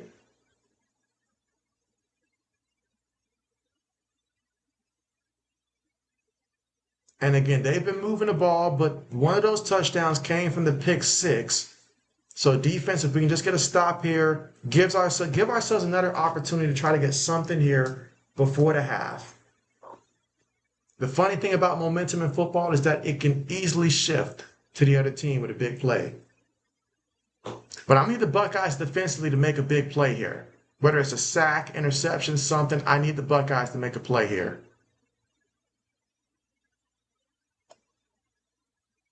Let's see, Brayhawk says, you did Texas one. Arch had a 60-yard touchdown run. Oh, man. Oh, man. So far, JB's pick'ems, I was advising a friend of mine. I told him Arch Manor's going to have a touchdown run. I told him that Pavio, or whatever his name, the kid from Vanderbilt, was going to throw for over 224. I mean, he threw for, what, like 340-something yards, I think? So he had a nice passing day. So, okay, JB's been on it today. I just got to figure out what's going on with my team. But this is a big third down here. We do not need them to get up no 3 scores here. Get the stop here. Give ourselves an opportunity to go out there and to score before we reach halftime. See, Mike says, do we see a star T-Mac type with this year in college? Ooh, a star T-Mac type. I honestly have not yet tuned in that much to college hoops. But if anybody does have that answer, I'd love to see. I'm sorry. Why am I thinking college hoops here?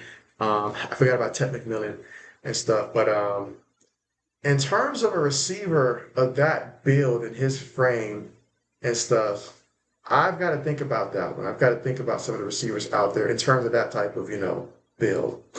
Yeah, JB instantly started thinking about basketball there. So, all right, but hey, whatever you did there, Mike, to distract me, it brought up 4th down. But now the Hurricanes, they want to go for it. This could be their downfall if they actually do go for it.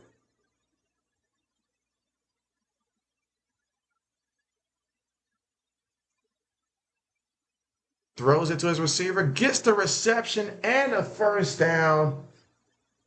They knew they were going to go in that direction there. DB was afraid for his life over there.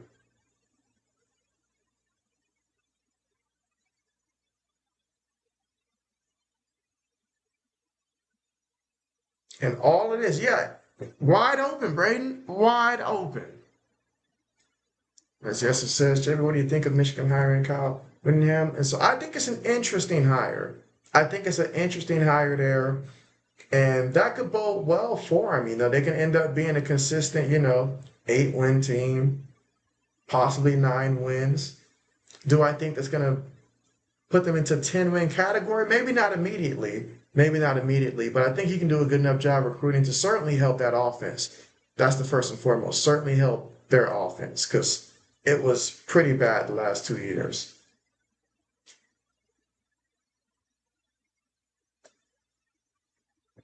Let's see. Mike says Ohio State is one of those teams, a crap team can get a big lead and lose it in like 5 minutes.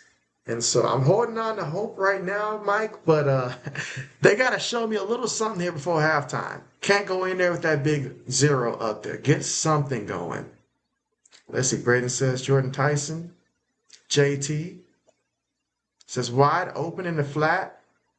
And Mr. JB says you were in the eye of the hurricane. You got another half to go. We're going to see how that works out. We're going to see how that works out.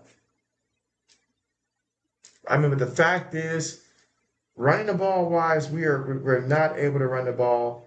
And right now, this team is not equipped to not have any type of running game. Like, that's been something that we've really emphasized all season long. This is what Ryan Day likes to do, run the ball. So this is that worst case scenario. Brayock says, Mr. Brown. Oh, man.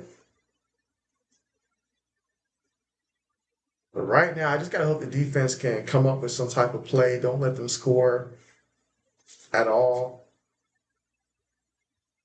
And get us this ball back. Give us an opportunity to try to get something here before the half.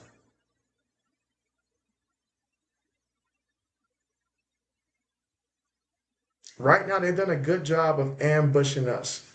We have got to start ambushing them, applying pressure to them. That deep pass that he had to, Jeremiah Smith, that's possible, but the offensive line has got to give us time.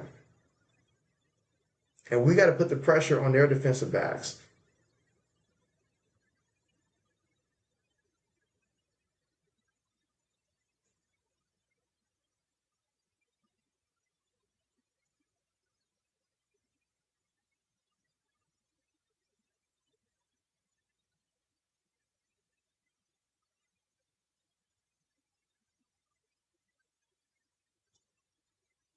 Yeah, Buckeyes have got to wake up. If only we had not thrown that pick six, we would either have been maybe tied 7-3, something like that, but we threw that stupid pick six. Mike says, chat, we don't want to see JB seeding, do we?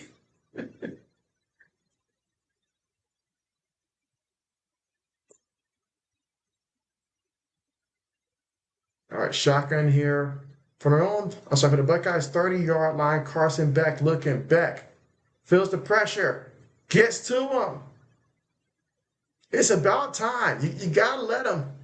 You gotta let him feel you, man. You gotta go in there, get that sack. It's about time. About time. Because honestly, Carson Beck had to feel like Superman up to this point. Like he can move up, he can move right, he can move left.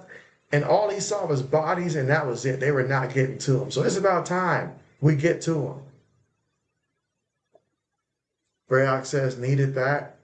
Yeah, because I mean, shoot, if you're telling me we're going to get that kind of time, I mean, as an offensive coordinator, there's so many things you can do.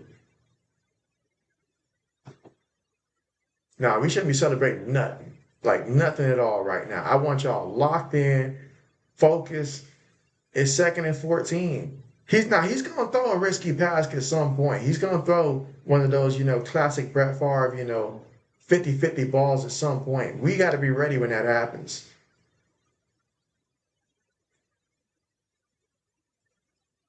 We've got to be ready when that happens.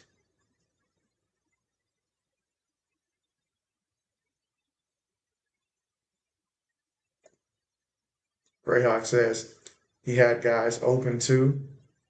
Well, thanks for letting us know that, Braden. I'll be sure to inform the defensive coordinator about that. All right, 2nd and 14.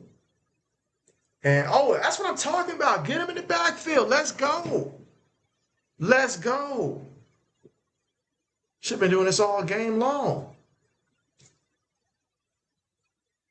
And Braden, I know your boy won the championship in our fantasy football league. I finally came through and brought home the championship. But I won by .40. .40.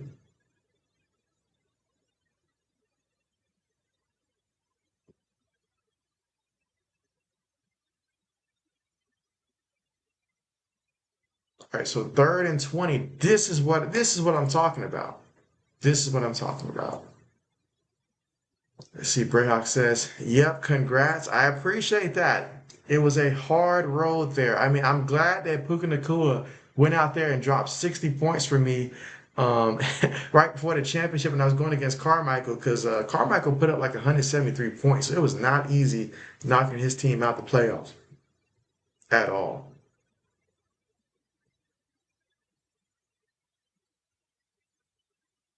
All right, we can use another sack or some kind of turnover here. Beck, looking, Beck, going deep. Come on, play the ball, play the ball. All right, incomplete.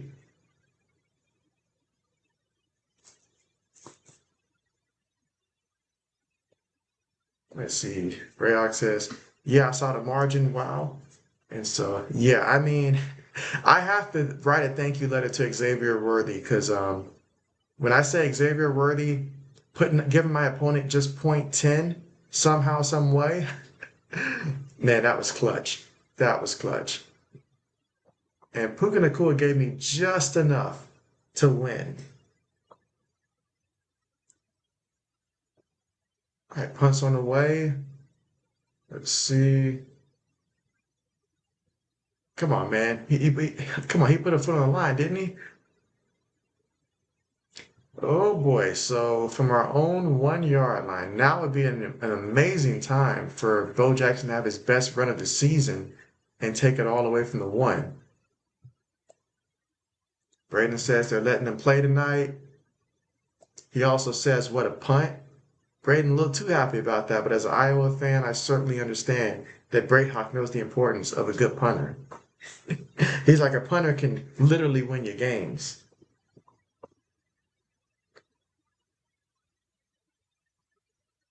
I'm surprised your Hawkeyes had no interest in Chip Kelly, Braden as an offensive coordinator.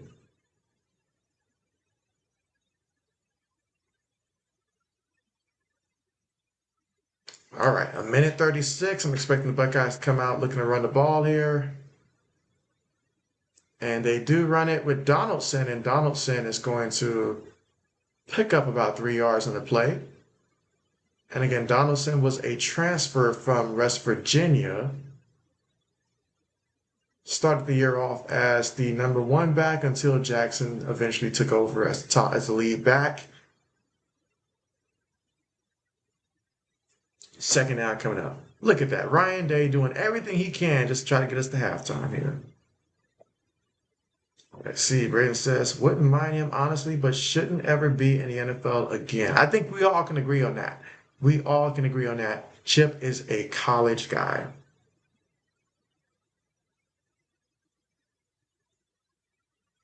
All right, so we got 2nd and 6 here. Come on, Ryan Day. Like, dang, man. Like,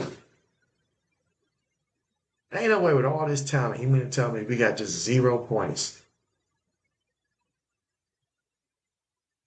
I mean, heck, just watch the film. What did SMU do? What did Louisville do against this team?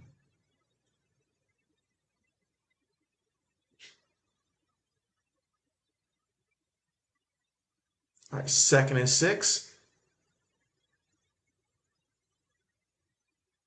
All right, Sayin steps up. Sayin looking, throws it to the back in the back, fighting forward for everything he can. Let's see where they mark him. Is it enough for the first down? They're going to say 3rd down. All right, Samuel says, new laptop is, okay, so Lenovo, a touchscreen? Oh, that's nice. That's real nice there, Samuel. Who got you that laptop? Did you get it? Did your mom buy you that, or who bought you that laptop? That's nice.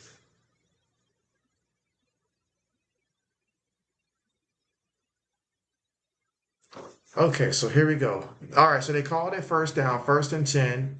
Buckeyes, quick pass, gets it there to Tate, and Tate gets the first down. There we go. I should be saying his name more often. Hurry up, offense. This really irks me. I want to see the hunger, the drive from the offense here. Show me that you care. Quick pass, gets to the running back, getting yards, shoved out of bounds there. We're going to have to take a deep shot. I feel like if we catch that safety coming up, because they're going to try to blitz. One thing Miami consistently is doing is coming in with the blitz. So if we can just time it right, and the offensive line just give us enough time, we can hit them between the safeties.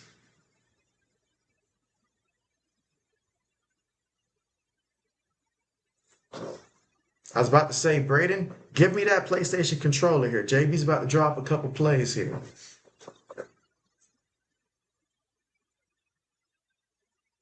All right, 2nd and 2. Throws it. Gets the completion. All right, to the 46. Hurry up. Hurry up. You've only got one timeout here. They're going to get it lined up before the clock keeps going. That's what I want to see. Urgency from this team. Don't overthink it. Don't think about the situation. Just go out there one play at a time. Throws it. Gets the complete. Oh my God, he dropped it.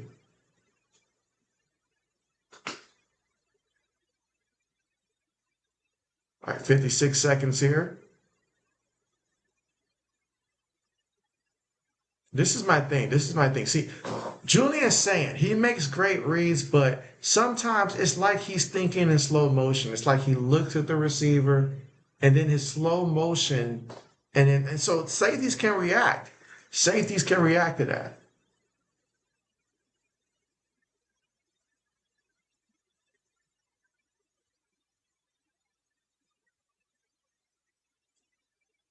Got to snap the ball here. Gets the snap. Give him some time. Throws it. Gets it to the back.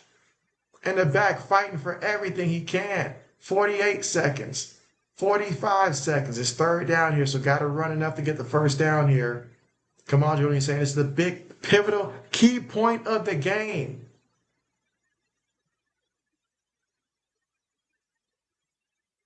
Gets the snap here. Saying.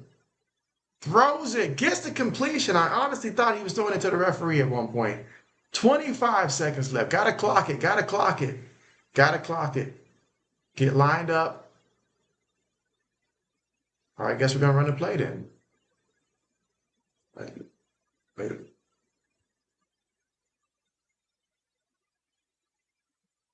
All right, so Miami chose to call a timeout there. They didn't like what they were seeing. Again, the score is 14-0. As much as we saw the Hurricanes move the football, offensively, they're responsible for 1 touchdown. So the defense is not doing horrible, not as bad as it seems like they're doing. I'm glad the referee moved out the way, because I'd have been so mad if it would have hit the referee there.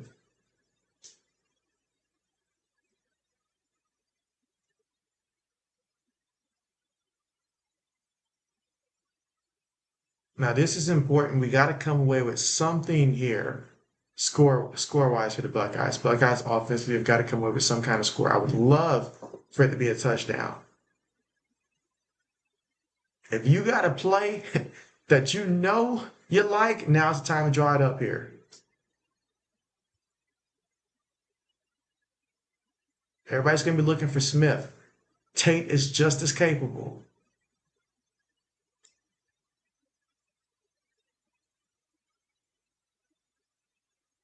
All right, here we go. 22 seconds here before halftime. Looking. Throws it. Gets the completion to Tate. Timeout. Come on. Call timeout. Call timeout. Yep. Timeout. So our final timeout here. So as long as we just at least get a 1st down, hurry up and line this thing up, we'll be all right.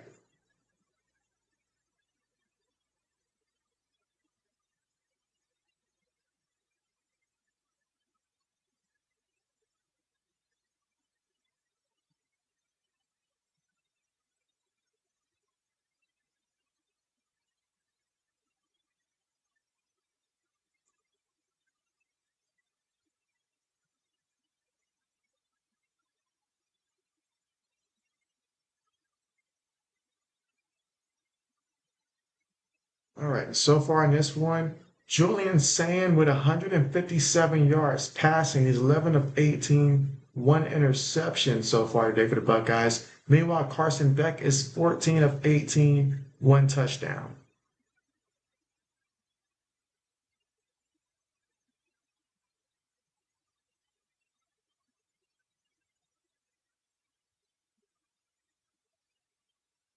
All right, so here we go.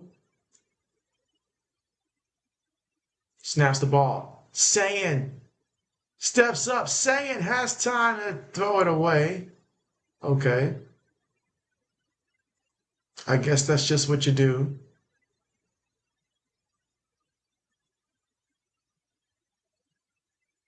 I really thought they were going to bring him down for the sack again. But great job by Sayin to just step up, elude it.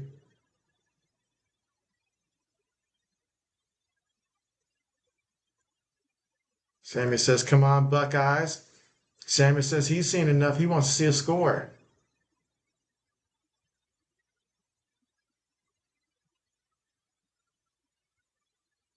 Oh, boy. All right, let's see how this plays out here. 10 seconds. Sayin throws it. Incomplete. Incomplete. 6 seconds remaining. All right. Now it is time to get a field goal. Jaden fielding.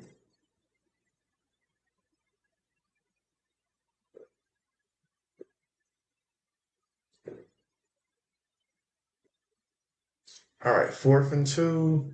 Opted to go for the field goal here with just 6 seconds before halftime. Snap is good. Hold is good, but the kick is no good. And just like that, all the work, and we come away empty.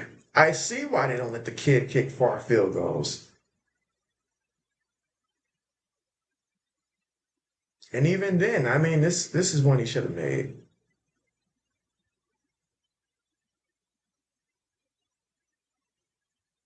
Well, another bad beat, but gonna go to halftime, come out rejuvenated, hungry, angry, and we're gonna make it right. All right, Beck's gonna take a knee, and we're gonna go to halftime 14-0. Buckeyes will get the football first to start off the second half. That's the good news. But yeah, Hurricanes up at the half, 14-0. Brayhawk says, "Oh my."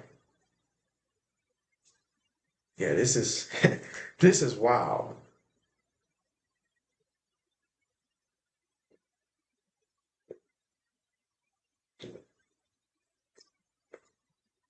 This is just this is crazy. Like this is crazy.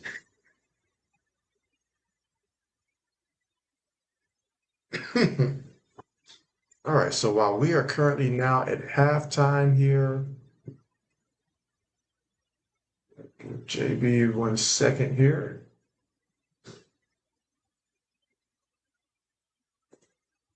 This was not on JB's to-do list in terms of things to experience in 2025.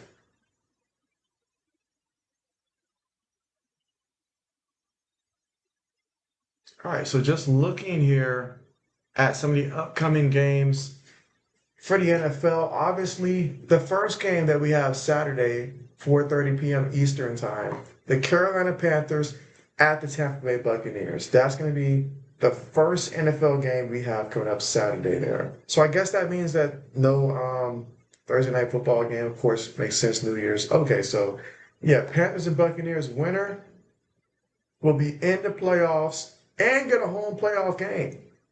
Should I mind you, a home playoff game here. Loser on the other end, they're done. Their season's done, a lot to reflect on. So let's see. There's a Kenneth says we got a raid in the chat in the stream. And so, okay, which channel is that on, Kenneth? Which channel is that on? And that's great. That is great. Yeah, JB was looking for a minute. I was like, did we have one here? But no, JB's actually caught up on comments here.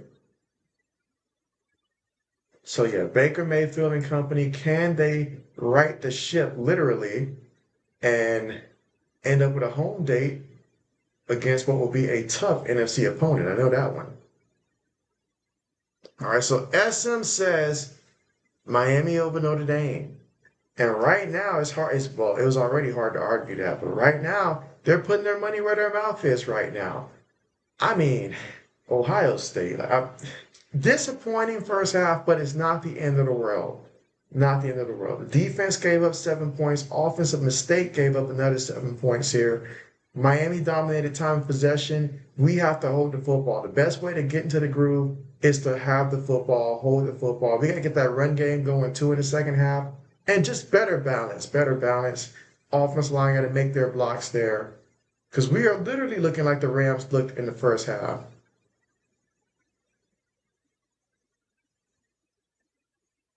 Yes, it kind of says, Snowman Media is coming over. We are trying to help one of his friends with cancer. And so, oh my. Okay, well, yeah, definitely, Kenneth. Definitely keep me up there. I'll have my eyes open and stuff to see if they come through. But man, yeah, I certainly understand that. And all prayers for that friend too.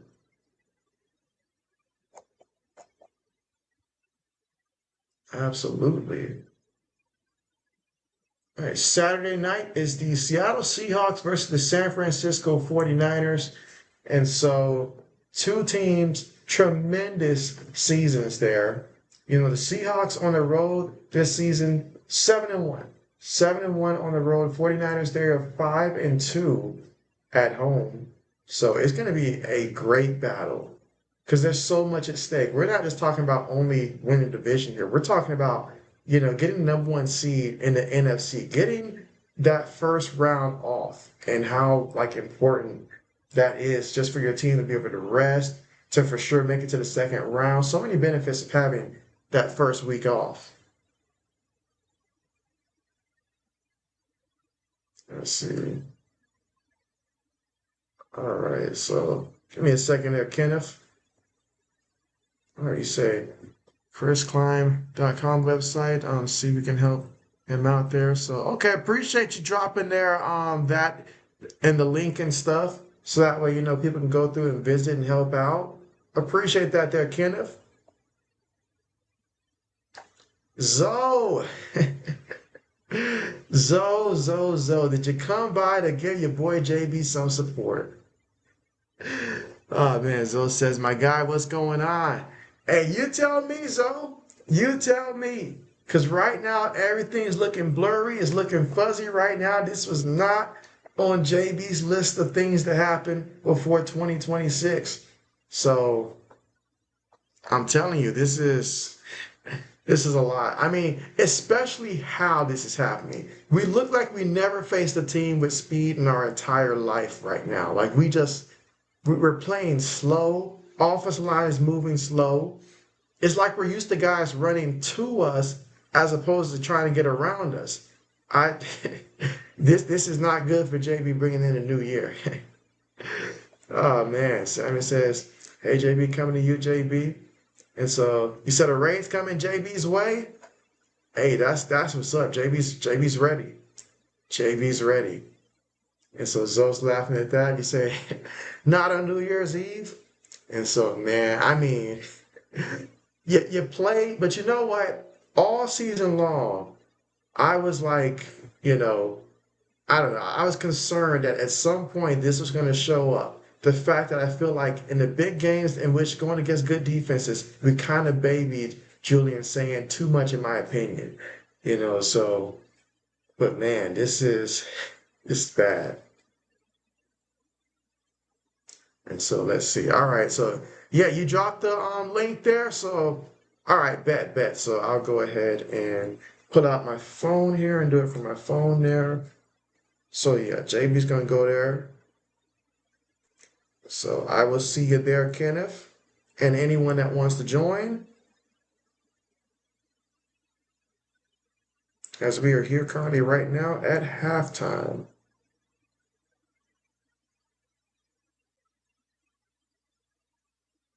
All right, JB's just going there. Let's see.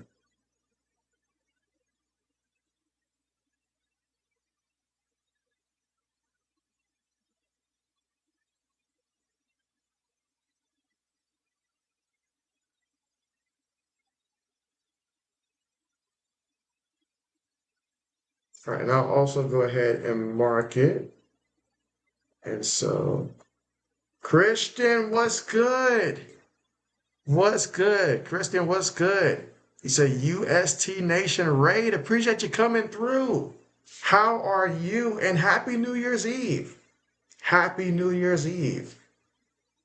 And so let's see, some says San Francisco over Seattle, Tampa Bay over Carolina. And so, I mean, well, I feel like on paper, I want to say Tampa Bay over Carolina, but I just don't know which Tampa Bay is going to show up, SM. I really don't know. Now, San Francisco over Seattle, I feel like because we're late season, a lot of pressure and stuff, I do feel like San Francisco will win that one because I like where San Francisco is right now. That game that they had against the Bears showed me, hey, they can put up some points. Now, Seattle, they did beat the Rams, but how they beat the Rams with that 2-point play, that was crazy. That was honestly crazy, in my opinion there. So, extremely crazy.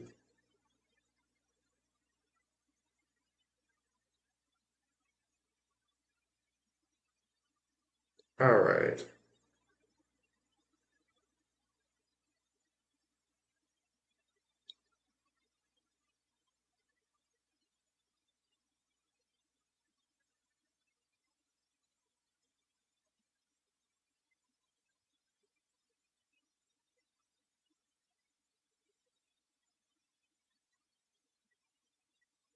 All right.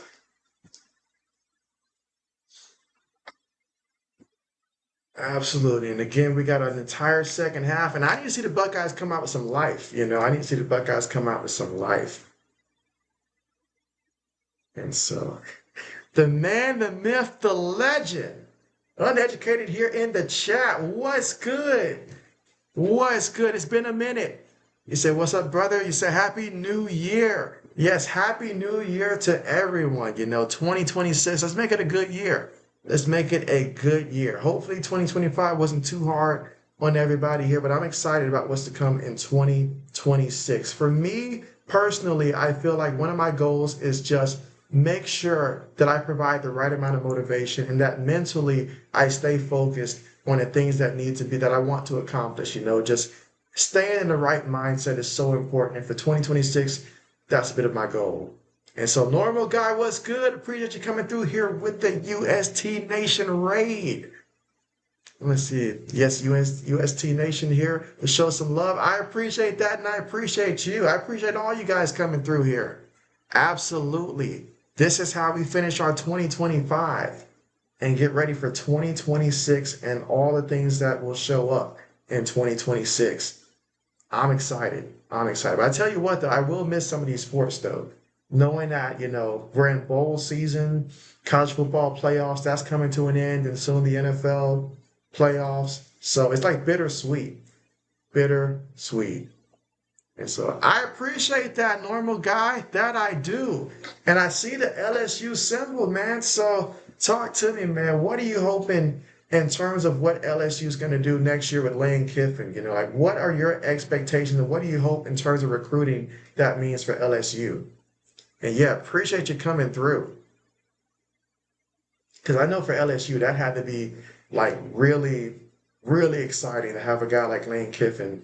And for Lane Kiffin, this is a really big opportunity, also with LSU to go out there and, try to put it together. I think of, just what I've seen him do so far, what he did down there at Ole Miss, tremendous. Even when he was at Florida Atlantic, pretty good as well. I feel like he's evolved as a coach. I always knew he had potential, but he actually got better at coaching more and more. So now I feel like he is primed, a little bit of college football playoff experience, leading the team there. So now with LSU and the exposure you get, because a lot of guys want to play at LSU. They want to play at LSU. They really do. No offense to Ole Miss, but they really want to play at LSU. So the type of talent that he'll be able to have, that's going to be exciting to see what he does with that. Let's see, Kenneth says, I did, and you will see what I'm talking about. And so, bet. Let's see, Norma Guy says, I hope a playoff appearance. So, hey, it could be. It could be. He said, recruiting wise, let's get some portal guys. And so you know what? Yeah, JB sounding like a dinosaur right now talking about recruiting. We don't recruit no more. We just go into the portal, dip our hands in, and hey, we remake the team. That's what we do. That's what we do. But yeah, I'm excited. I'm excited about what's to come.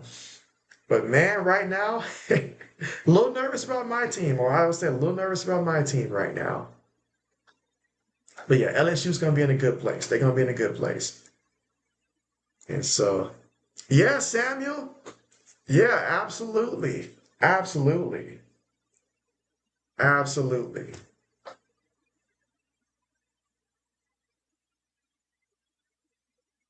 First thing I'm gonna do tomorrow is I am going to actually, get me that fitness plan there. Because since I moved, from Texas to Georgia, got to get me a gym here now. I've been down here for about 2 weeks now, so still setting things up, but I'm looking forward to 2026. And so, Snowman in the building. Hey, hey, Snowman checking in. What's good, Snowman Multimedia? What's good? And so, matter of fact, let me go ahead and subscribe myself here. All right, so give JB a second here. But yes, I appreciate you guys coming through. All right, so JB is subscribed. And as Brayhawk says, like and subscribe if you're new. I appreciate that, Brayhawk. And again, if you're tuning in right now, we are currently here at halftime. But hey, the conversations, they keep flowing in, and we love it. But yeah, appreciate you guys coming through here for the raid here. Appreciate you. All right, if JB sounds a little tired here, JB just, been working all day, so JB's voice does sound a little funny here, so apologize about that.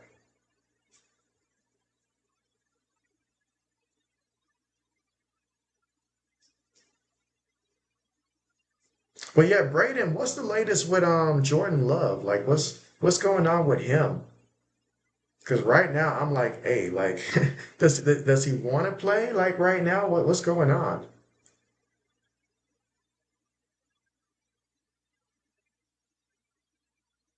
And I tell you what I'm not going to do, Braden. I am not going to take the over on Josh Jacobs ever again because you guys didn't even use him that much, especially in that first half. Like he was just, I think maybe what, 1 or 2 carries maybe for like negative yards.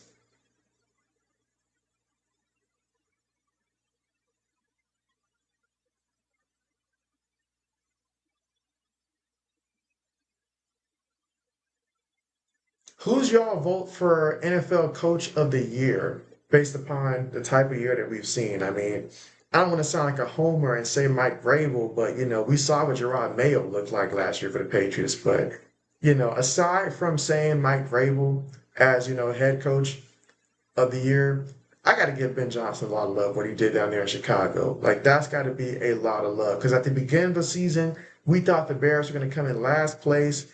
We really, really thought he was going to come in last place there, but he showed like, hey, he carried the culture over from Detroit. And he built and kind of revamped it to fit what the Chicago Bears have. Love what he did down there. Absolutely.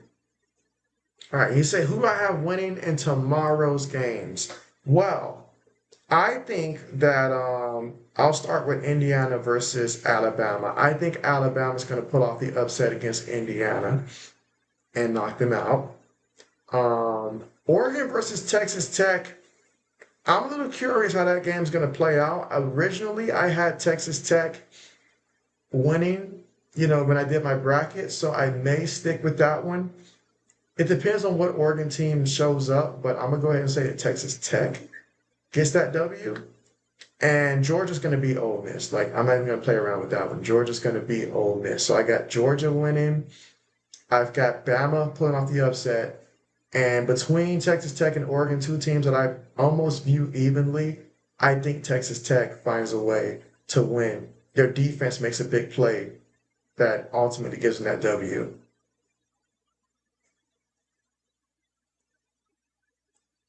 Greyhawk says Kyle Shanahan. Okay. Hey, he did a great job. Anybody that can turn Mac Jones into something that's worth having, that's big. That's big. And so, Samuel, you say JB's your candidate? Maybe. Yeah, put JB for coach of the year. Now I'm gonna ask you this. I'm gonna ask you guys this. Who's gonna be the first coach to get fired after these games conclude? Who's gonna be the first coach you guys believe to get fired? So let me know. Let's see. As Samuel says, subscribe there to his channel. And so, Jim, what's good? What's good? You say sup? You say Toon Link Man sent you here? Hey, appreciate that and appreciate you coming through. What's good with you? Let's see. Mike says, it's the JB. But yeah, I mean, there are some good candidates there for, coach of the year, honestly. Some really good candidates there. I just love what Mike Vrabel did from a culture perspective with the Patriots there. Luckily, the wins came with that. That's part of changing the culture. But man, did we get lucky that he was still available for us after we pretty much said no to him the year before. Greyhawk says, we got a small raid here. Okay, I'm about to say, are you guys able to see beyond what JB's seeing here? Samus says, you're JB. You say, subscribe. So you're saying subscribe to JB? I said, because JB is subscribed to your channel, Sandra. You know that. Absolutely. But yeah, we appreciate all the raids that came through today. Let's see. Mike says, Vrabel, easy. Easy. And so, I mean, the work he did.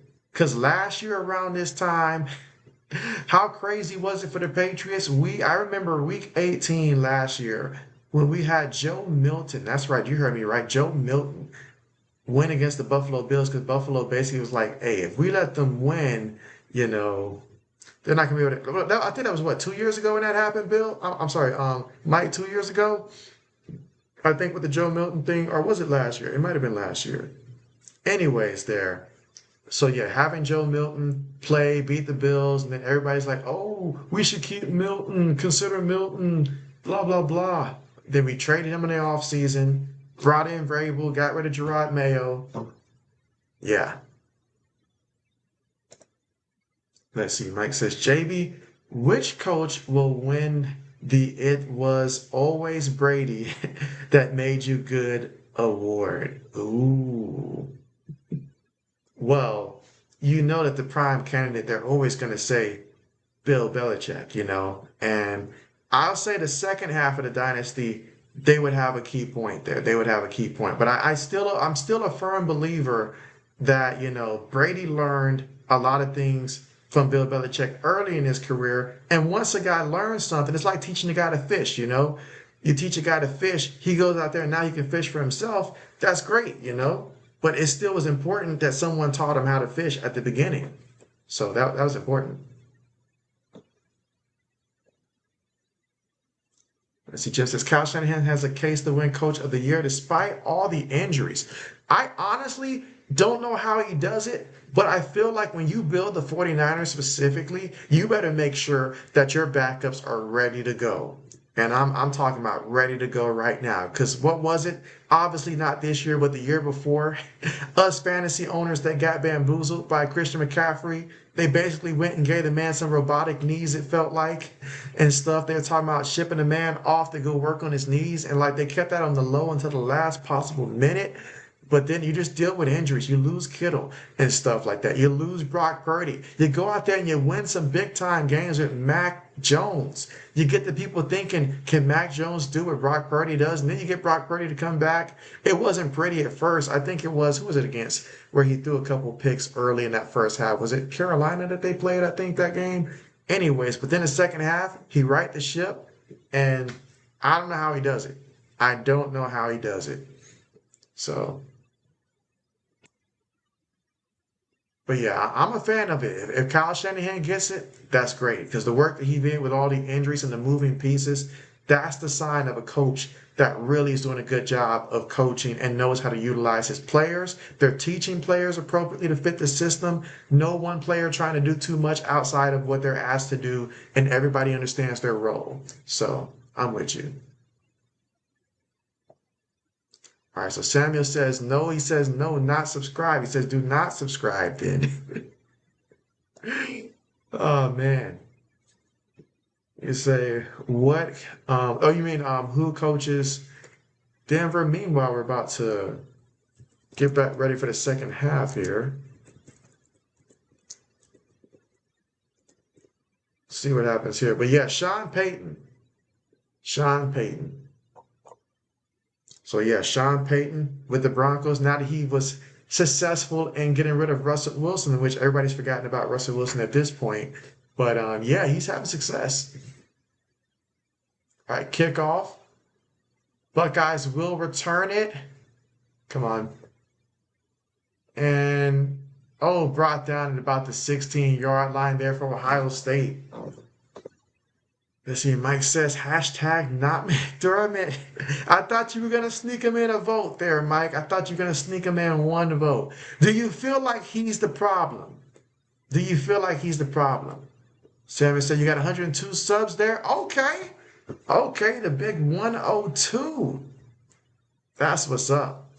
What is your goal for 2026 in terms of how many subscribers you hope to reach for 2026, Samuel? All right, so here goes the Buckeyes here. Third quarter. It's a run play. Look at Jackson.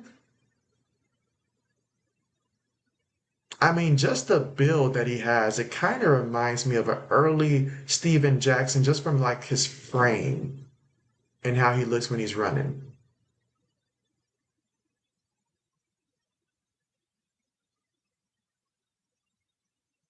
All right, so 2nd and 3 coming up after that 7-yard pickup here. 3 receivers on the play. 1 tight end, 1 back. Snaps the ball. Gives it to the back again, and Jackson's going to take it all the way to the 30-yard line. All right, so a first down for the Buckeyes. Back-to-back running plays right now, in which on the surface, that looks good, but I know this team extremely well. Ryan Day, do not get too comfortable just trying to hand the ball off here. This team has speed. You got to keep them honest. But right now, Ryan Day with back-to-back running plays here. Let's see if now he goes to the play-action fake and tries to throw one to Smith.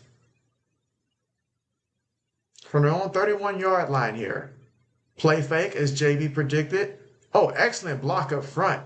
Gets it there to the receiver. Out of bounds, but picked up some yards. Okay. All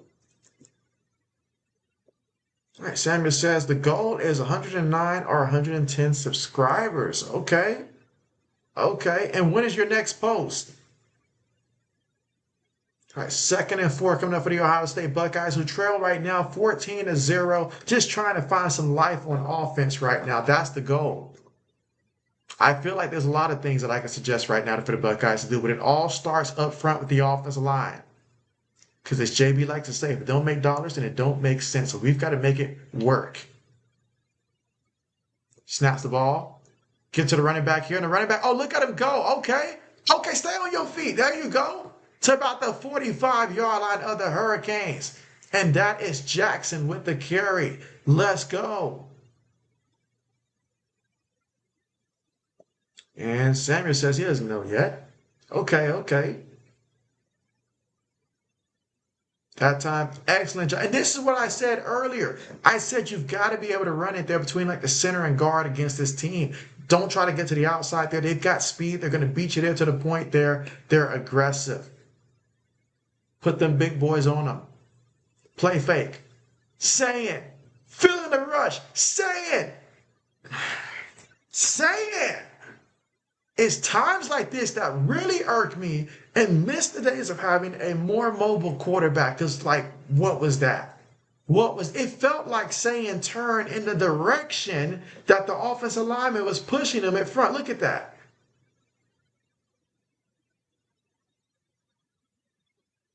Goes to the left. Goes.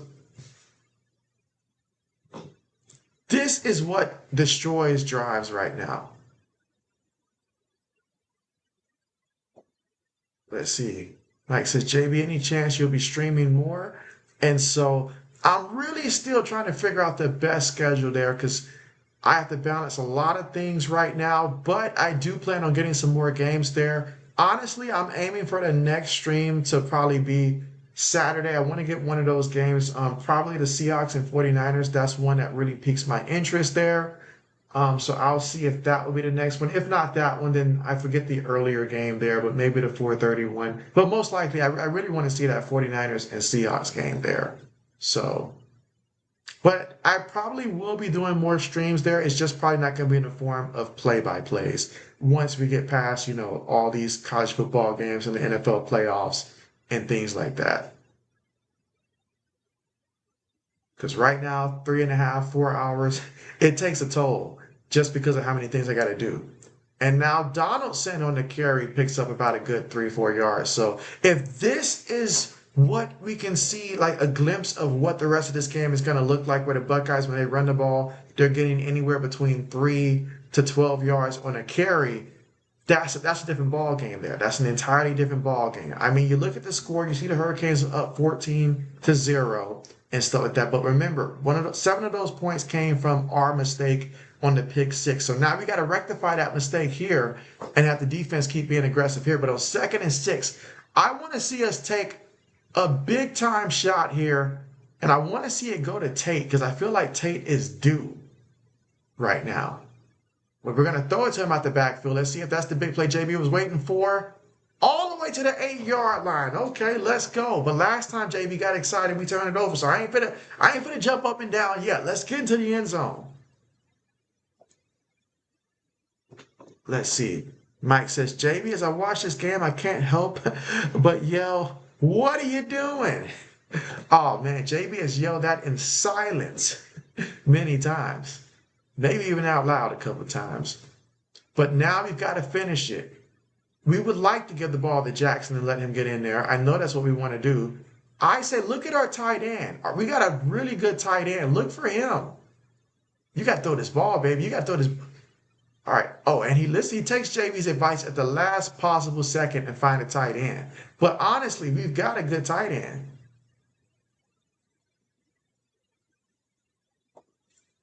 Let's see. Samuel says, yeah, JB, you say it was maybe NCAA College National Championship and the Super Bowl in the live stream there. And so that would be goals there. That would be the goal right there, honestly. And so that's what JB's planning to do. Unless something unforeseen happens, that's what JB's plan is. But here we go, 2nd and goal. Probably going to look to run the ball here. That's what we do. Okay, help him out, offensive line. Help him out. All right, he's close. He's close. Now, we're going to put in Donaldson is what we're going to do, and then Donaldson's going to get the carry here on 3rd and 1. Okay, so we're going to stick with Jackson. I like that, sticking with Jackson. I like it. So I'm seeing already here in the 2nd half, offensive line looking much better, but can we punch it in? Jackson's already got 8 carries for 45 yards in this one. Can he get me one more, though? They're going to give it to him, and he's into the end zone. That's a touchdown. Touchdown, Buckeyes. Let's go. Let's go. It took a minute to get here. It really did. But we here. Excellent drive. 11 plays, 82 yards, almost 7 minutes in terms of time possession off the clock. That's what it's all about. Because now you keep your defense fresh. You gave your offensive line some confidence. They got to go out there and knock those guys back. That's what it's all about. Now, I don't know what that first half was all about. We were kind of sleepwalking, all that stuff. But you know what? We got into the end zone there. That's what matters. That is what matters. And tell me this, Mike, for your Buffalo Bills, are they planning to play Josh Allen? Is there really a reason for him to play this upcoming weekend? And so Black Medicine in the building. What's good? And he says, boo Ohio State. Some people might say he's saying boo for Bo Jackson, as in Bo. And let's see. You say boo New England? Oh, man. Patriots got enough issues going on. I need to contact our PR person right now. We are losing the PR battle. We've got to rectify that. But Ohio State finally wakes up for the score. Let's see, Mike says, one drive possibly. Tell me this, of all the college football playoff games that come on tomorrow, because we got like 3 of them coming out tomorrow, which ones are you guys, well, which game are you guys looking forward to the most for tomorrow? Which one are you guys looking forward to the most?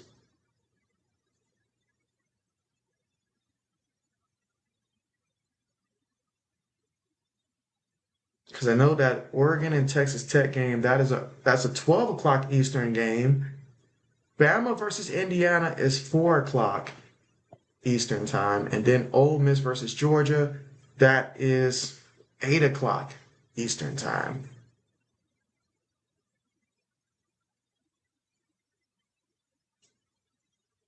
And so, RC, what's good, RC? The man that never responds to my Twitter DMs. What's good? How are you feeling right now, RC?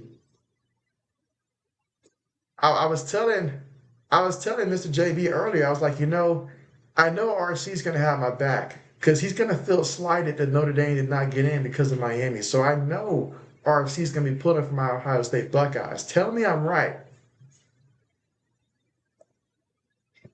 Yes, the RC says, JB, how's life doing? And so, man, life is good. Life is good. I'm not gonna lie. Moving is expensive though, RC. Moving is expensive. And that long drive from Texas to Georgia, that took a lot out of your boy right there. Like after that, it took me at least about 3, 4 days just to recover and stuff like that. So, man, but things are good. Things are good. How's things working out for you? And how's the channel going? Let's see. Samuel says, you're ready to watch Alabama? Okay. Okay. Who are you rooting for in that one? Are you rooting for Alabama or are you rooting for Indiana? Who you got in that one? Let's see. RC says, Twitter, Tweaker, you said, I ain't been in DMs forever on there. Okay. Okay. Well, how's the family doing? And how was your Christmas? How was your Christmas?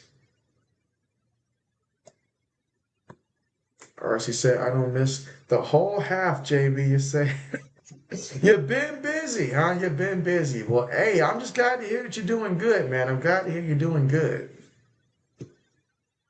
Absolutely. Let's see. All right, so Samuel says he's got Alabama also winning. So I think he saw the same thing that JB saw in that last game there. It looks like Ty Simpson is waking up. And if he wakes up, that's a different team there. So it's gonna be a battle. It's gonna be a battle between Bama and Indiana, but I'm leaning towards Bama right now. All right, kickoff there. So let's see what the Miami Hurricanes do here in the second half. I think that they realize that right now they can't just go out there and not do anything if they expect to hold on to this lead. As Rusty said, I enjoyed the Iowa football win earlier. And so, hey, it was nice, wasn't it? Kenneth says, when's his wife going to come on and see everyone? We want to meet her. And oh, she's very shy. She is very shy. So who knows when that will be. And you say Indiana's going to win? Okay. I mean, hey, they're the top seed here in the conference there. But I think Bama's going to put up a fight there. And we'll see how that works out. The battle between those two really good quarterbacks. It's going to be a fun game to watch. RC said, did I move from North Dakota to Montana? It felt like it. All right, Hurricanes with the football here. So run play. Going to pick up about 5 yards on the carry. 7 minutes and 55 seconds to go here in the third quarter of play. Second down coming up. And again, Mark Fletcher Jr. has been running hard for the Hurricanes the last couple of games there. He's a big reason why they are there right now. They certainly want to keep giving him the football and see if he can get hot here. But here on 2nd and 5, let's see what happens. Samuel says, Ole Miss versus Georgia game start time. That's 8 o'clock Eastern time. 8 o'clock Eastern time. All right, so here we go. 2nd and 5 for the Hurricanes from their own 30-yard line. Carson looking. Carson. Ball deflected. Okay. Okay. If we can just get a big-time play, like a turnover right now would just be beautiful right now if we can get a big-time play. They got one on us. Let's get one on them. But 3rd and 5 coming up. Let's see. RC said, Christmas was decent for me. Nothing epic or groundbreaking. Just cool enough for cool, but not ice cold. And so RC breaking us down there. Okay, okay. Okay, well, tell me this, RC. Tell me this. When it came to the Christmas gifts now, did you get a Christmas gift that you liked? Tell me that. Even if you had to buy it for yourself. And you said, why the Buckeyes losing? Come on, RC. Throws it. Gets the completion. Got the completion there. What was the DB doing? What was he doing? But hey, that was a good throw and catch there. Good throw and catch. He threw the ball there before the receiver even looked there. Great anticipation. And he held on to it. But yeah, RC. I mean, why, oh, why? That's the question JB's been asking the whole first half. But we were down 14-0 here. And if the defense can get us the ball back, I know we can do great things. Run play. It's so important for us on defense on first downs. We cannot let the Hurricanes get no 5, 6, 7 yards on first down. We've got to do better on first down. If they run the ball on first down, got to hold them to 2 yards or less. Cannot give them 5, 6 yards on the carry. Just can't do it. The way that our defense is set up here, we're not a team that's going to go in there and send like 7 guys on the blitz. That's just not what we typically do. So we need to keep them on like 2nd and 8, 3rd and 9 situations. But 2nd and 4 coming up for the Miami Hurricanes. They run the ball again. Gets the first down. Keeps his footing. Brought down at about the 40-yard line of the Buckeyes. Here in the 3rd quarter, about 5 minutes and 52 seconds to go. And I'm looking at my defense real hard right now saying, guys, I need you. Let's see, RC says you got 1.31 subs there. You said, I believe that means, yeah, that's a new number right there. Something like that. And you say Notre Dame is some crybabies real talk. Break it down to us, RC. What's going on down there in Notre Dame land? I know that they're not happy. I know that much. All right, 1st and 10 here for the Hurricanes. Receiver goes in motion. They're going to hand it to him again. And this time he picks up a yard, maybe 2 on the play. All right, now that's the first step of what we need to do to stop them. The second step here is going to be on 2nd down. We got to apply a lot of pressure here. We want them on 3rd and long situations. If we get that, we'll get the stop. But let's see, 2nd and 8. Again, here in the 3rd quarter, about 4 minutes, 55 seconds to go.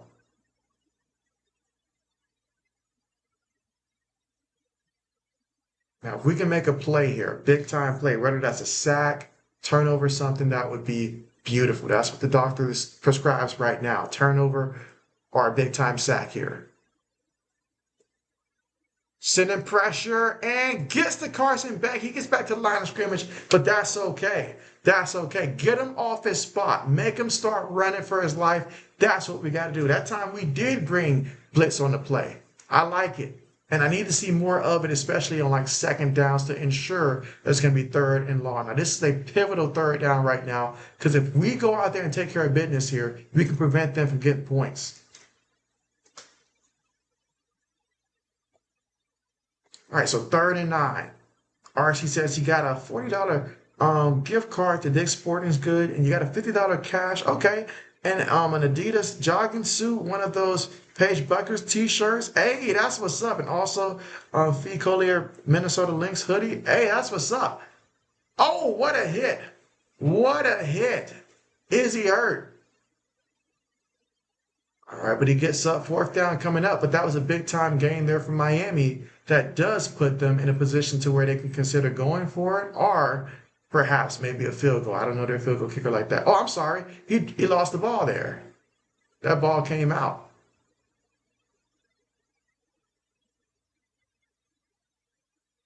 Or at least it looked like it did. All right, so Carter Davis. 50-yard field goal attempt. Kick is on the way. And the kick, it is good. So tack on 3 points there. Now it all goes back to before the half when we missed that field goal. It could have still been a one-score game, but now it's a 10-point game. But help them to a field goal. If we can go down there and score another touchdown here, look out.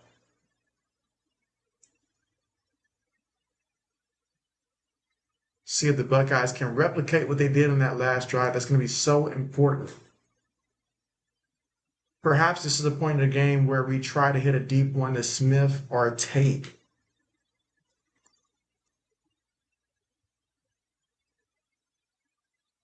Let's see.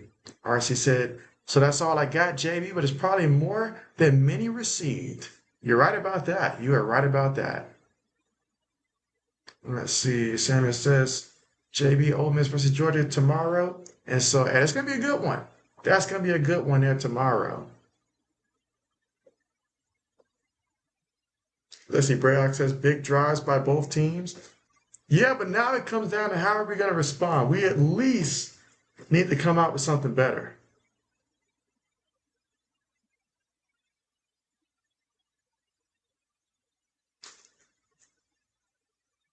Let's see.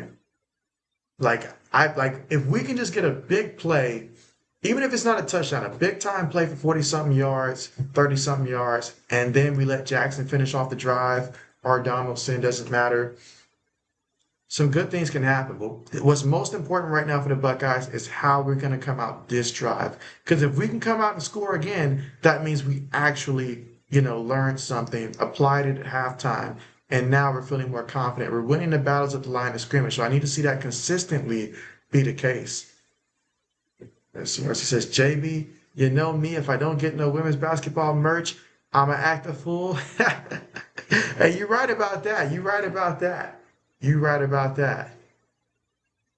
Let's see. You say, JB, did you see Iowa crack Vandy? And so, well, your boy had to work, but occasionally I kept looking to the side, and I was like, okay, I see you, Iowa. Then I was like, oh, I'm concerned for Iowa. And so I even messaged Braden and stuff that I was like, hey, your Hawkeyes, talk to them. Talk to them. And then they finished the job.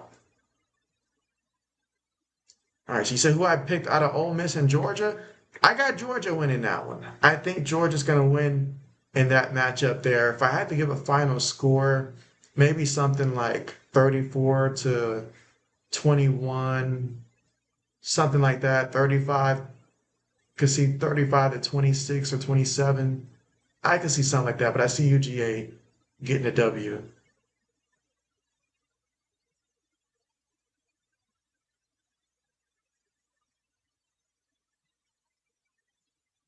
All right, so it looks like Tooney has to be checked out there for the Hurricanes.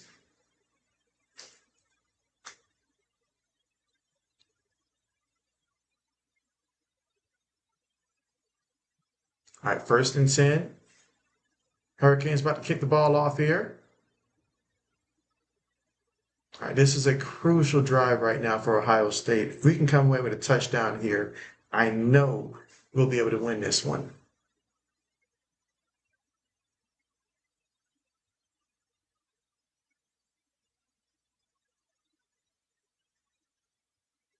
But it all starts with the offensive line. I have no doubt that if given enough time, Julian Sayin can make the right read. I know he can do that. It's just going to come down to the offensive line giving him enough time. Let's see. RC says he's got 1,308 subscribers. Man, he's climbing up there. Climbing up there. Oh, man, what is the goal for 2026 when it comes to how many subscribers you would like to have, or gain, I should say, in 2026? Yes, sir. He said, I haven't been going live a lot though. I've just been dinking and dunking. I like that. I like that, dinking and dunking. And so I feel like once, college football, NFL wraps up, that's the perfect time for JB to think about what are some other ways that I can go live. Because right now at this point in my life with everything I got going on, dedicating 3.5 to 4 hours, for a stream, that's not something that's reasonable. So in order to see more of JB, I feel like those 2-hour streams are like a good sweet spot. If I can get those 2-hour streams there, whether it's I obviously talking sports, that's going to be one aspect of it, but I'm really thinking, what else can I do? Will it be like a rotating panel, perhaps, just different days throughout the week? How's that going to look? I've got to figure that stuff out. All right, so RC says either 1,800 subs or 2,000 subs and fully monetized. He said, don't play with your kid. I know that's right. I know that's right. And you say two streams for college basketball. And so, okay, okay. I did ask Zoe if he was going to stream today for that Michigan and Texas game earlier, but Zoe was like, heck nah. He's ready for next year.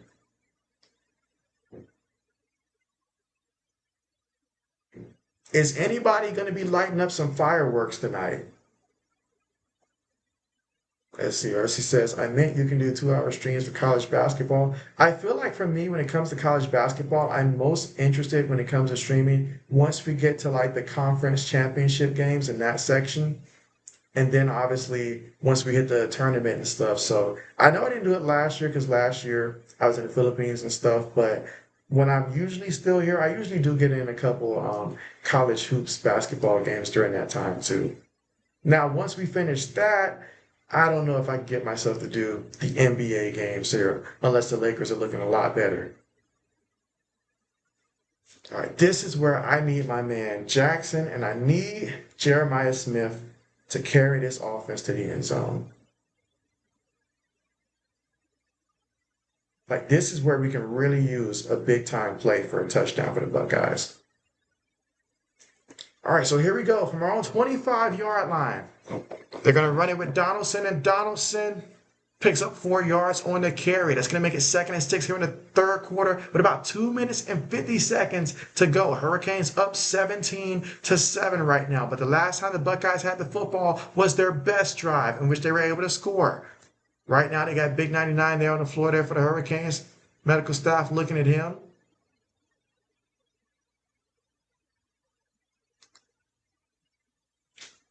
Again, 2nd and 6. Coming up, but we hope that the Hurricanes player is okay.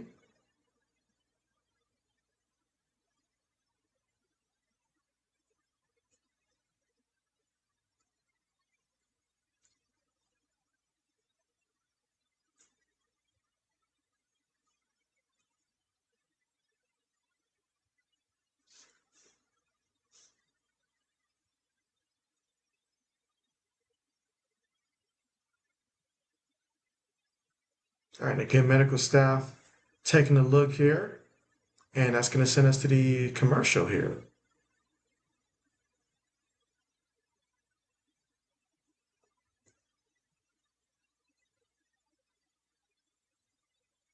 All right, but if you guys want to share your favorite memory of 2025 or just something that you're going to miss that you probably experienced in 2025, just let JB know here in the chat, since we're in the last couple hours of 2025 here.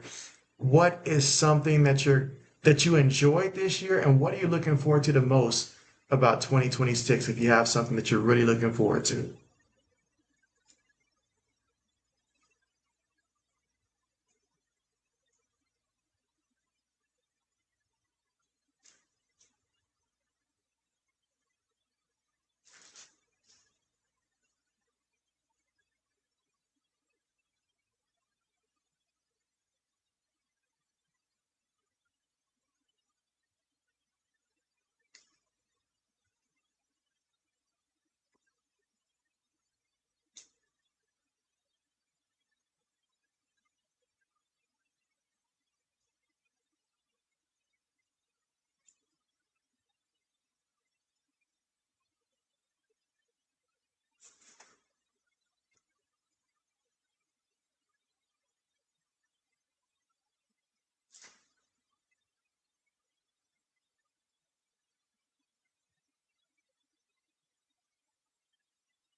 All right, and still here at the commercial.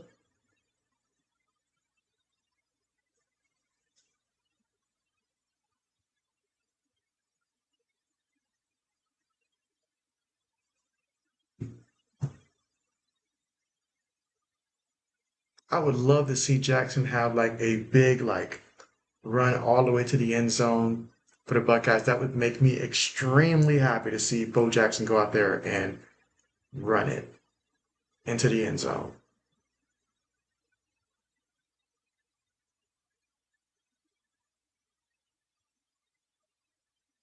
But again, we are still here at the commercial still. All right, let's see. Samuel says Ducks Mayo Bowl game was Wake Forest versus Mississippi State game start time 7 o'clock Friday, January 2nd. Bet, bet, bet. Are you going to be going to the game there? Well, obviously it's not in Mississippi there, but it would be nice. It would be nice to make that trip.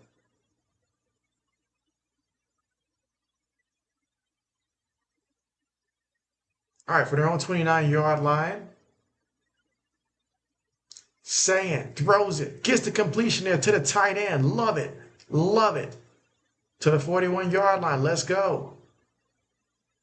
Carmerick. What an interesting name there. All right, Buckeyes making some substitutions here with 2 minutes and 15 seconds to go here in the third quarter of play. Miami up 17-7, but the Buckeyes right now, offense looking as good as it's been all game. Can we keep it going? We've got to come away with some points here.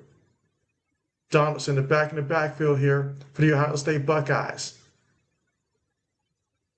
They're going to give it to him. Donaldson fighting for every yard he can get, but it's not much. It's just 1 yard on the carry. Second down coming up here with 1:45 left to go here in the third quarter of play. So we got to keep picking up first downs. With every first down, doesn't matter how fast the team is, with every first down, they will eventually get fatigued. Fakes to the back, throws it, gets the completion to the receiver, gets the first down, holds on to it, and now we are in the Hurricanes side of the football at about their 47-yard line. And a first down to work with. So now it's time to put Jackson in that backfield. Let him do some nasty work, I feel like.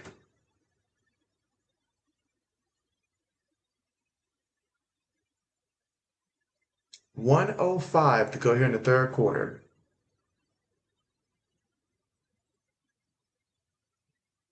All right, look, they're going to motion Jackson, then they're going to hand him the ball. That's what I'm guessing they're going to do. They motion him, and they do give him the ball. Jackson breaks it, tried to break it outside there. Nice pickup there on the carry. I knew that play the moment I saw him line up at wide receiver.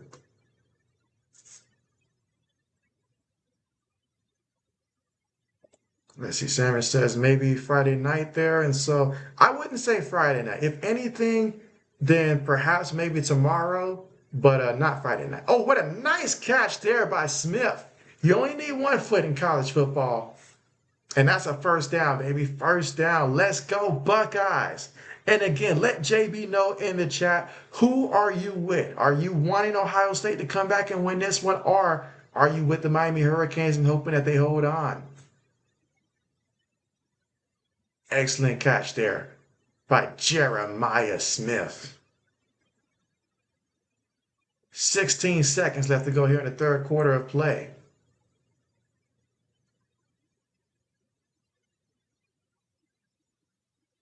All right, so there's a player on the ground for the Miami Hurricanes right now. I wonder if, well, I don't want to anticipate here, but yeah, he's currently down. Let's see, Brayhawk says that was dirty by Smith. Let's see, Samuel says, your JB, you said was Ducks Mayo Bowl game live stream. And so I can tell you it probably won't be that one. It probably won't be that one. But there will be some upcoming streams there. It's just I was so busy today, I didn't have much time to go through and pick them. But yeah, there'll be some very soon, very soon. All right, fakes it and the round to Smith. And now Smith, can he get to the corner? All right, picks up a yard there. That's tough. You're going to run an end around play against a team with that much speed. I'm not a big fan of that. Aston says, you rip Miami, but you think the Buckeyes come back to win it? Well, hey, if you're with them, but in heart you're with us, I'm all with that, SM. I appreciate the confidence, but that's the end of 3. So right now, Hurricanes are up 17-7. So there's 1 quarter remaining. Let's see. And Brayak says Miami keeps getting injured. I did notice that. They keep getting injured there. All right, 1 second here.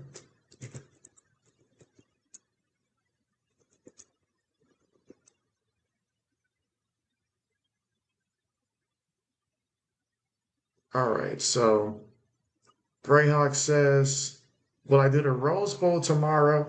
I'm kind of torn in between, whether or not it's going to be the Texas Tech versus Oregon game that I'm considering there, or if it would be Bama versus Indiana. But I'm torn between those two. As much as I like the Georgia versus Ole Miss one, it's going to be nighttime there, and I do have work the next day, so I'd rather pick an earlier one. So it might end up. It's probably just going to come down to honestly like which one. Because I feel like I'm probably going to end up doing the Oregon versus Texas Tech one. I feel like it's 2 balanced teams there. But there's a possibility I might do Alabama versus Indiana. But you guys let me know, which one do you guys prefer? If it was down to either Alabama versus Indiana or if it was Texas Tech versus Oregon, which one do you guys prefer? Let's see. Samuel says, okay, thank you, JB. Of course. Mr. Archie said, JB, what'd you get for Christmas? And so, oh man. Well, I got stuff like, obviously, like stuff like socks and stuff like that. I also got, my wife had bought me a desktop, I'm sorry, desktop layout here for for me to put my computers on and stuff. So yeah, she bought me that, so I had to set that up. It was a lot of work. It took us about 2.5 hours to put it together, but it's nice. So I got a different layout. So now it's like, rather than looking, I think I used to look to my left there, I look to my right to my screen now. So, but yeah, that was very important there for me to have, because the one I was using before belonged to my brother because I was at his place. So yeah, I had to get one for myself there. So I guess you can say that. Brayhawk says, flip a coin. Flip a coin. Essence says Rose Bowl, but I'll watch either way. Okay, okay. It's a great opportunity to evaluate Mendoza and also Ty Simpson, even if Ty Simpson does come back for another year and stuff like that, to evaluate 2 of the top young, prospects. I know Dante Moore is also one as well. But yeah, I got a feeling Bama's going to put off the upset in that one. Final score being something like 24-20, something around that range there. But it's going to be a good one. So that would be a good one to pick. Let's see, nice. All right, gives it to Jackson. Oh, look at the speed in which when he took that handoff there. I love it. Picked up about 8 yards, but that movable object ran into another movable object that almost knocked him back. But I love it. 7 yards on the play.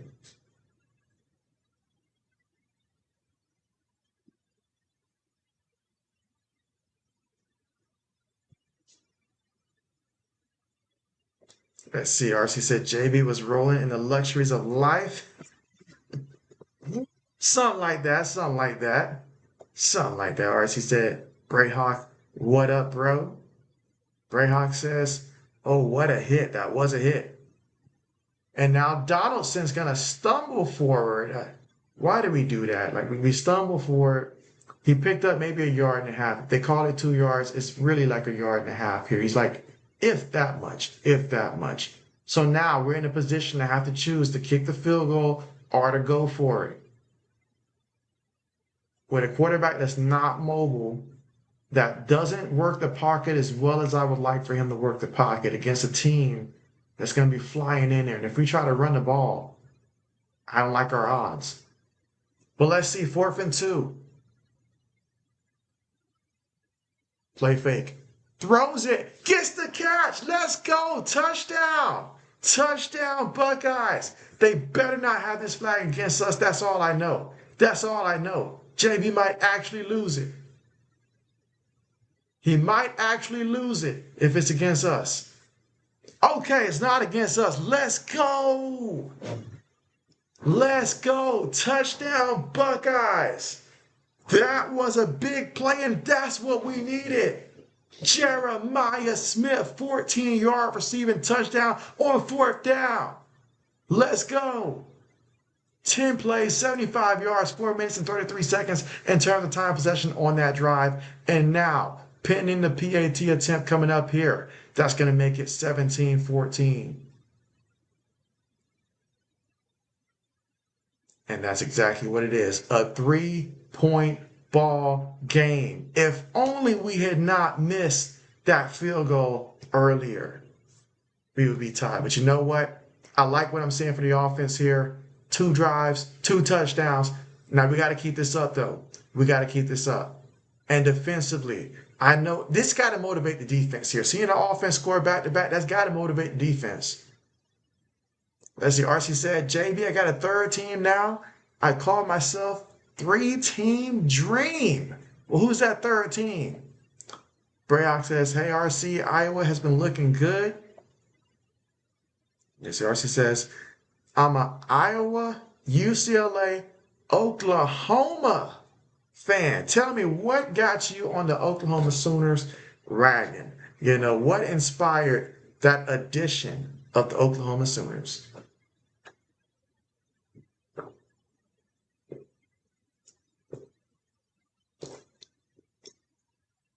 And since we're at the commercial here, Hurricanes up 17-14, but the Buckeyes have scored 14 of the last 17 points scored in this game here.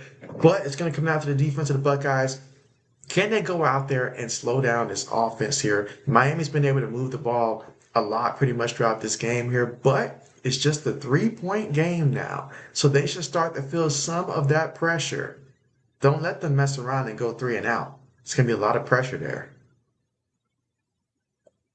Samuel says, what time is it in Atlanta, Georgia? So right now, it's like 10:13 right now, p.m. 10:13 p.m.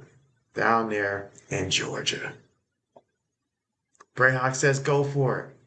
He said touchdown but a flag. Then he says touchdown stands. And RC says, Braden, until UConn beat the daylights out of us December 21st. One name, Alea Chavez. That's the name, and that's the game. RC, how did your fantasy football team end up in Rising Rhinos League?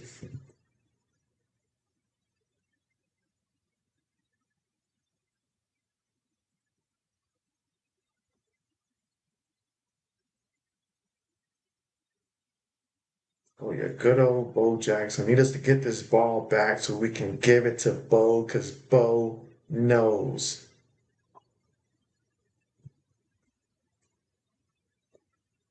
Oh yeah, we're in that Eastern time zone. Absolutely. But yeah, when I say going through Mississippi, Samuel gave JB's car quite the fright. I mean, everything came off, man, from car bumpers to everything on the road, man. Like, it was insane.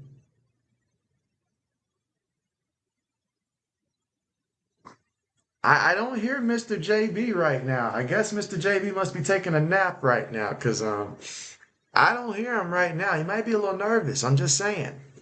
I'm just saying. But plenty of work to be done. Kickoff on the way.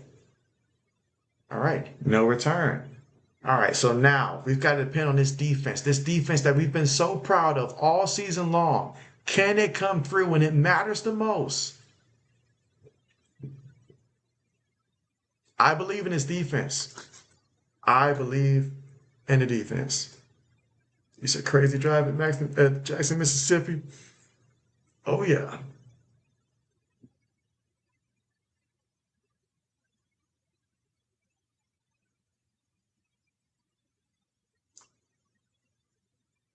All right, so 4th quarter, 13 minutes and 28 seconds to go. Hurricanes with the football now 1st and 10 from their own 25-yard line. 3 receivers on the play, 1 tight end, 1 back. Snap the ball. Play fake. Looking. Throws one deep. Come on, baby, please make a turnover. All right, we'll take it. We'll take it incomplete. We'll take it.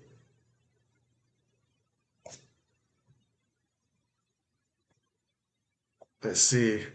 RC said started decent, did solid, and then nosedived.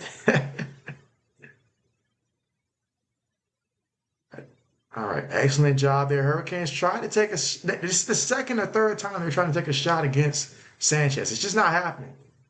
It's just not happening.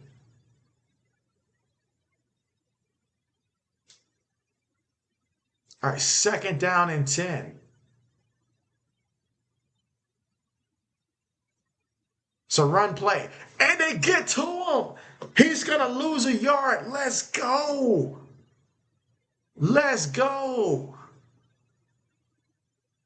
So now a pivotal third down here. You got him where you want him. I said this is how you get this team off the field on 3rd and long. 3rd and 11 with 13 minutes left to go here in the 4th quarter. If we can get the stop and get the ball back, look out. So come on, defense. 3rd and 11. You got to get to Carson Beck. Don't give him time. Tight end goes in motion. Feels the pressure. He's going to run. Takes on the contact. They're saying it's a first down. And Carson Beck picked up the first down. This is why that's why you got to keep an eye on him.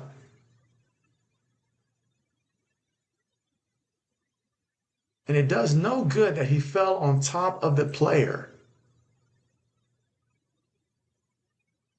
So yeah, he's got that first.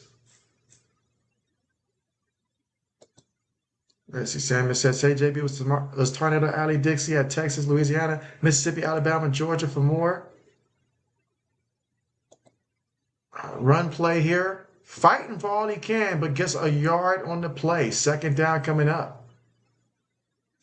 Percy says, story of my entire life.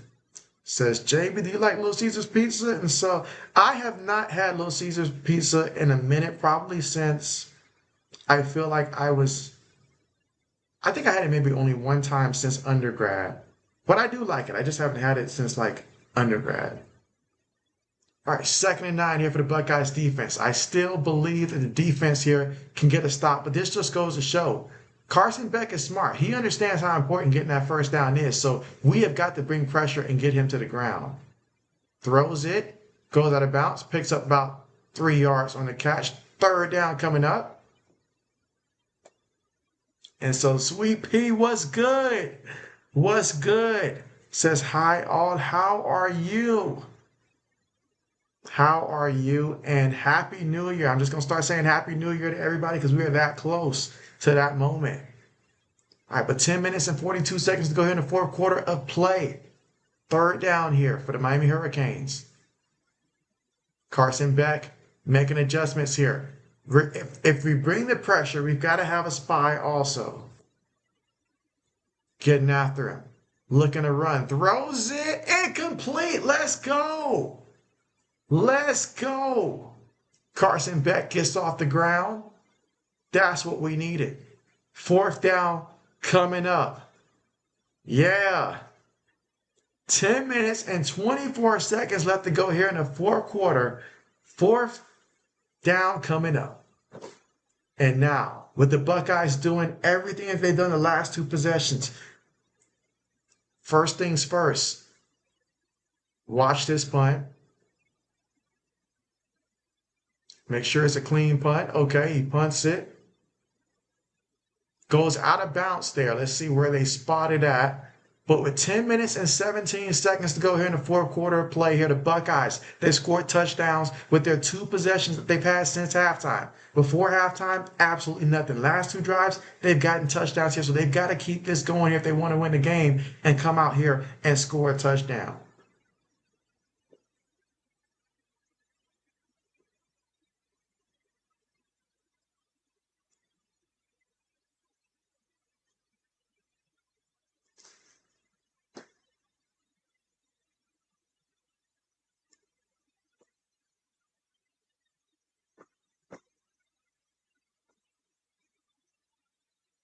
Now, this is the point of the game here where the Buckeyes Obviously, you're going to want to work Smith there. Defense knows that. Keep finding Tate also. But Jackson, he's going to be a big part of this drive here. They love to rely on him here in the fourth quarter, especially with under 10 minutes to go.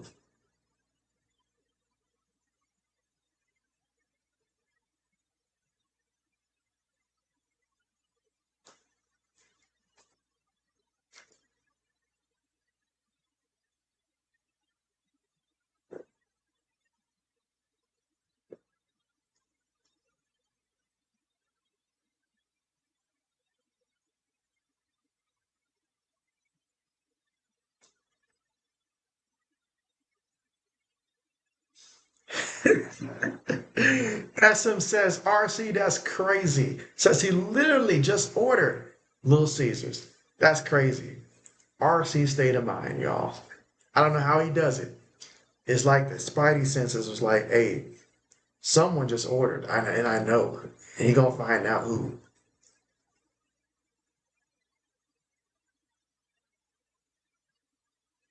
This would be an excellent time for Jackson to just come in and get a large run. I feel like Bo Jackson is due for like a 20-yard run, 20-plus yard run.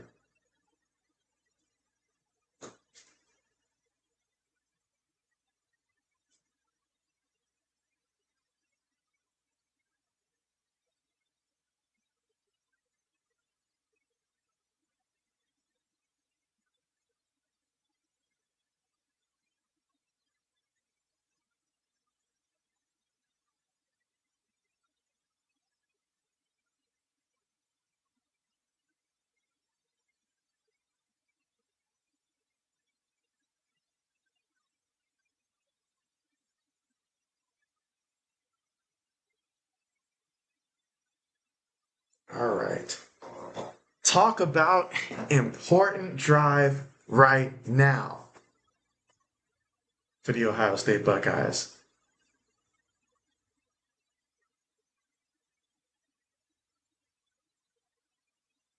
All right, 1st and 10 here for the Buckeyes from their own 25-yard line.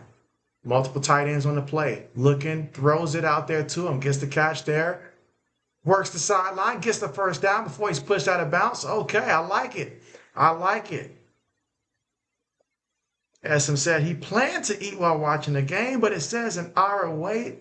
Oh, man, SM, they ain't had to do you like that. They ain't had to do you like that.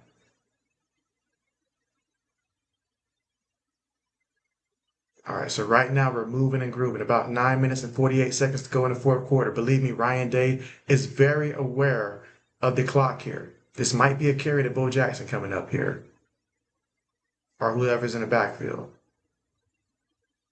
Looks like a different back, perhaps. Run play. And Donaldson there. Good job just holding on to the ball there. I was a little concerned he might lose it there, but good job. All right, so you got 2nd and 6 coming up here.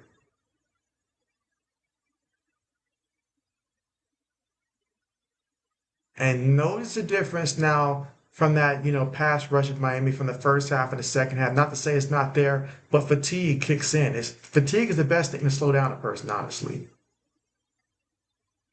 All right, 2nd and 6. Looking. Feels the rush. You knew it was going to happen. You knew it was going to happen. Just like that. All the momentum here.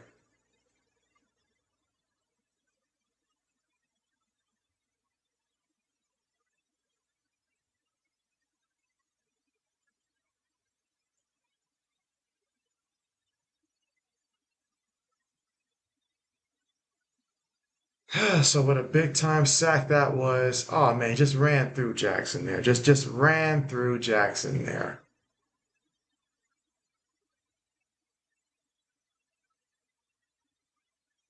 All right, here we go. 3rd and 15. Saying, I need you. Throws it. Gets it. And it's a first down. Great players make great plays. That was great.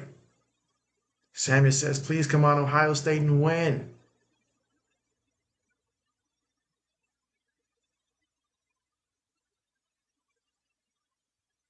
Big time play that time.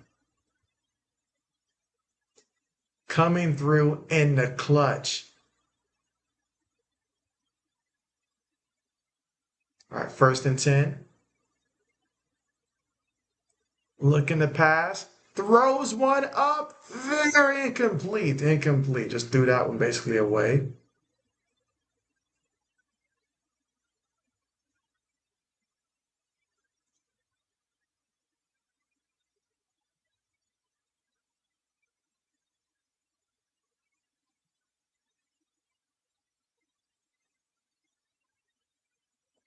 SM says Ohio State wants it more. Well, they've got an opportunity here. 2nd and 10 here in the 4th quarter with 7 minutes and 26 seconds to go.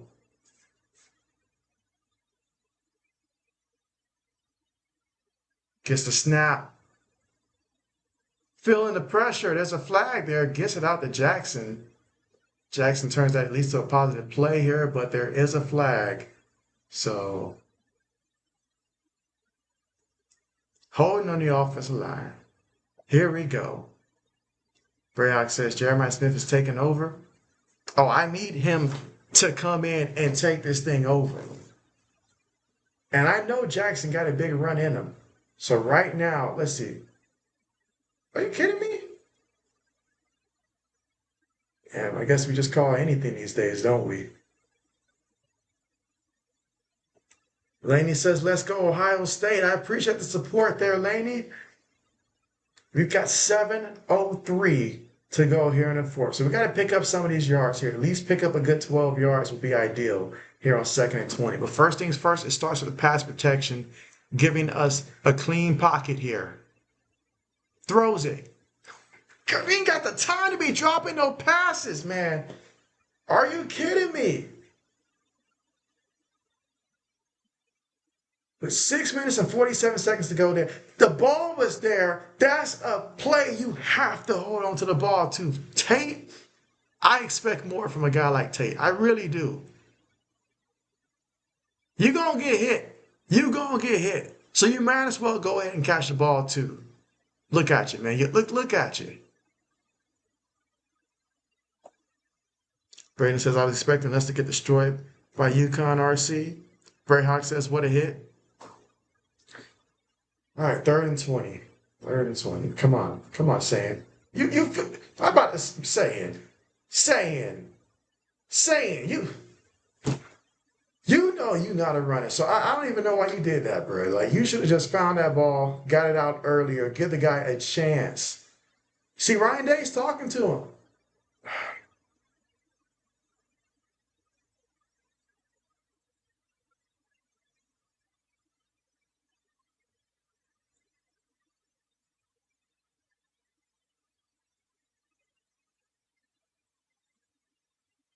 Oh boy, now we're gonna have to punt here.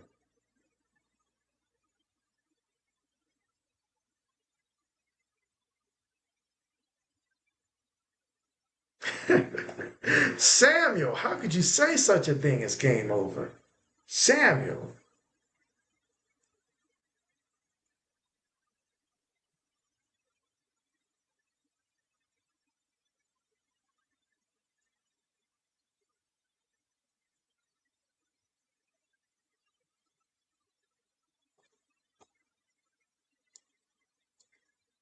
Illegal formation.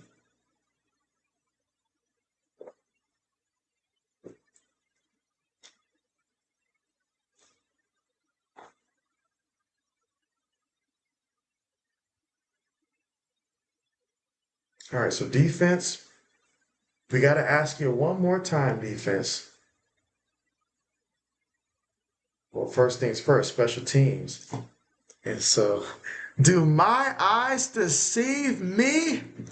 We have 80s in the building coming through with the super chat. I had no idea this would be the last super of 2025 would come from 80s. Look who's back. 80s, how you been? How you been? Of course, JB remembers you. How has it been? Everybody's always asking, where's 80s? Where's 80s? We thought about you on Halloween as well. I thought about you when your Eagles beat the Buffalo Bills and did my team a solid. But guys, we got 80s in the building. Oh man. How is life treating you? And Happy New Year. Happy New Year. So Sammy says Happy New Year. Yes, Happy New Year, everyone. JB's going to see just how happy it is, though, pending this result of this game here. But yes, oh man, 80s is here. That is a reason to cheer. Laney says, thank you and Happy New Year. And so, yes. And so, yeah. And again, after this game, JB will set up the live stream for Indiana versus Alabama tomorrow. You know, absolutely looking forward to that matchup there. I do think this is going to be a duel between two good quarterbacks. There are a lot of talent there. That's the kind of game. Hey, you want to see what Mendoza's about? Let's see what he looks like in a playoff situation there. And same for Ty Simpson. I know he had a bit of a dip there, but man. And so, I see 80 says you was in the hospital. What was going on? 80s, are you doing much better now?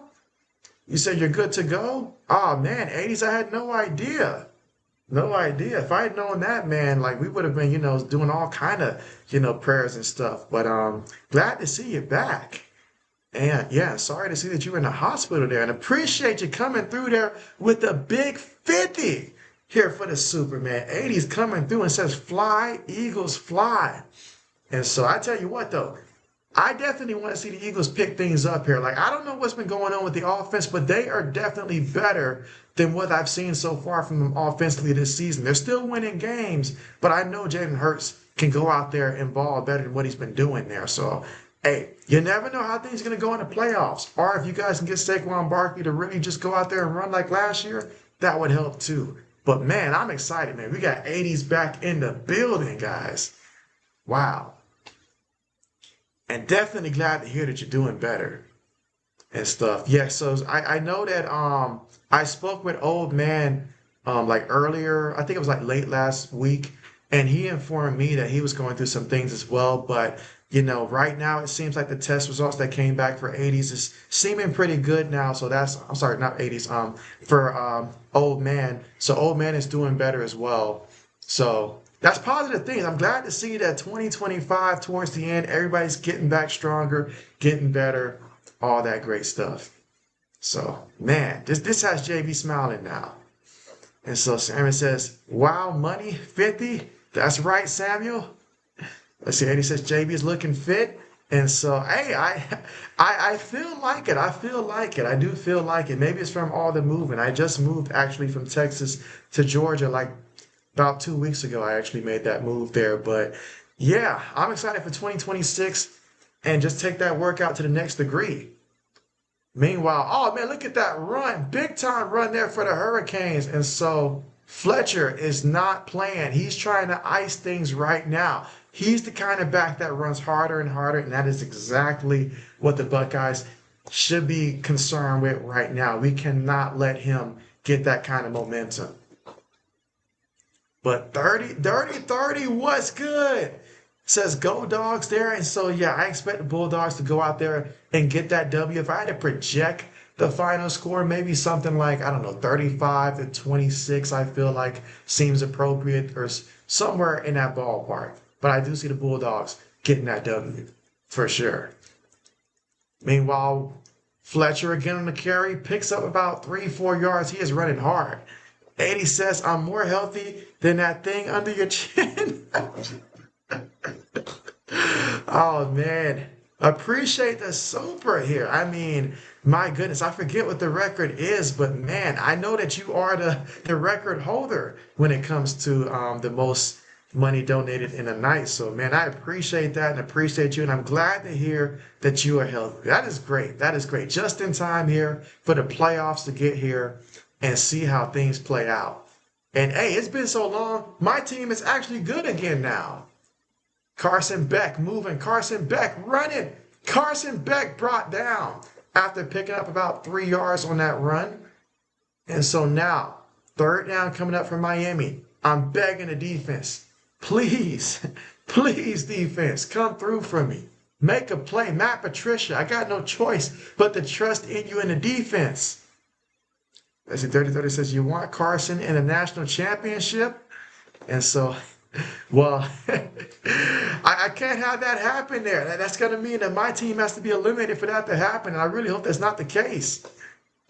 As Eddie says, I missed you. I'm sorry. And so we are so glad to have you back. I know Black Medicine cannot wait to hear about that. Meanwhile, Miami gets the first down, throwing it out the backfield here. They've been dialing it up right now. Things are not looking that great here for the defense, but all it takes is to just get a negative play on first down, make them go backwards there. You start there, and then take a second down here. But man, we got to make a play defensively because we're going to need some time. We're going to need some time. And odds are, the way they're moving the ball, they're at least going to come away with a field goal. So we have got to figure this out. Samuel says NFL game week 18 over. Greyhawk says got him. 1st and 10. Gives to the back in the back. Oh man. What are we doing? What are we doing? Braden, talk to him. Talk to him, Braden. And Braden says 80s, happy you're better. Oh man. I mean, I'm so excited because 80s is back here. But at the same time, though, I'm really worried about my team here. Really worried about my team.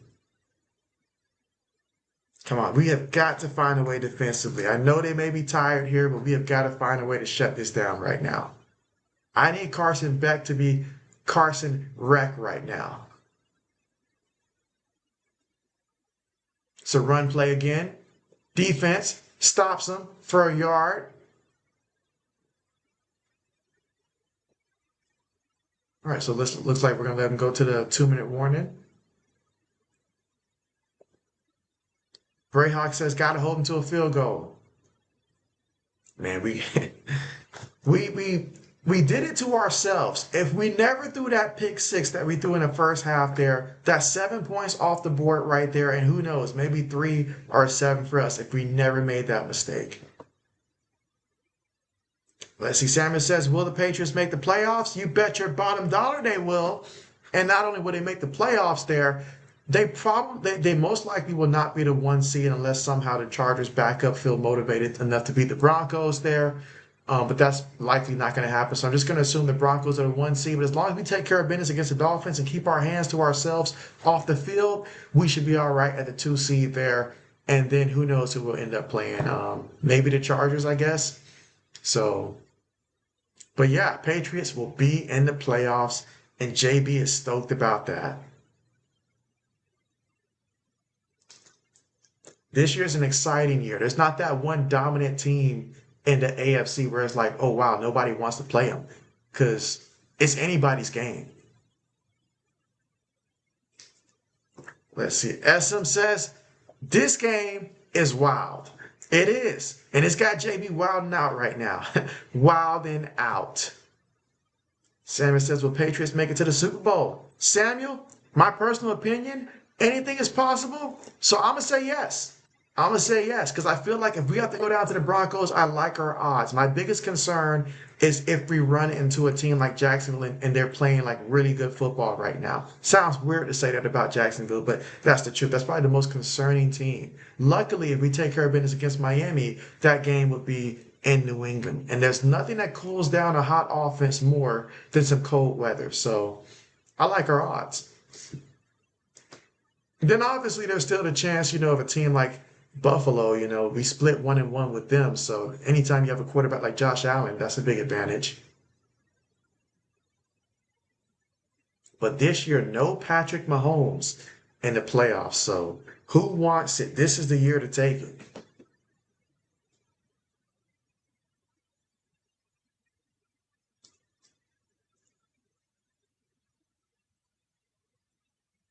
All right, but again, right now, as my Buckeyes here, down to our last hopes, we have to stop them. We absolutely have to stop them. And we got to be ready for anything. Samuel says Super Bowl 60, you say at California. Are you going to be making that trip to California there, Samuel?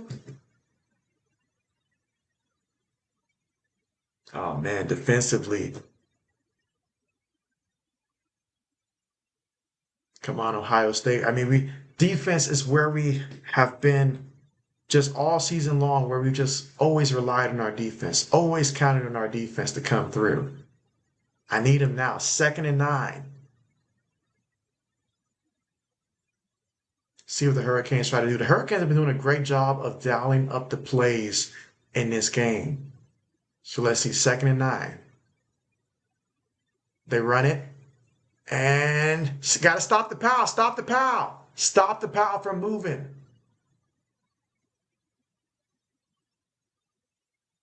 So 3rd down coming up. We cannot allow the offensive line to get involved and push that pile. It's 3rd and 4.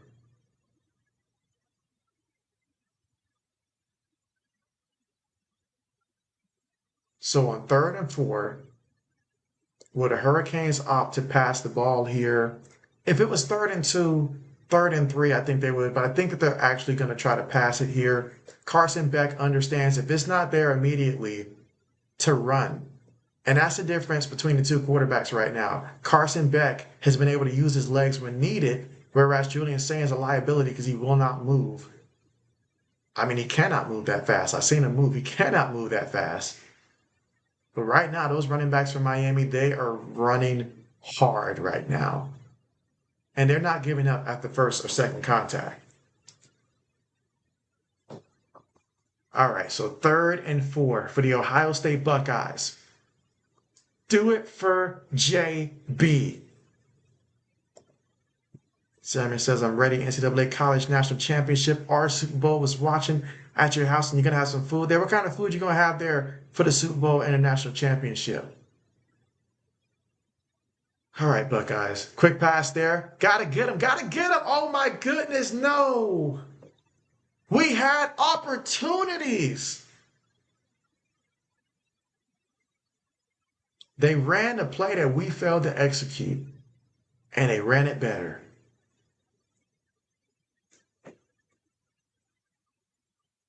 So the Buckeyes forced to call a timeout here. This is not looking good. 92. The angle that you took, bruh, you could have made that play.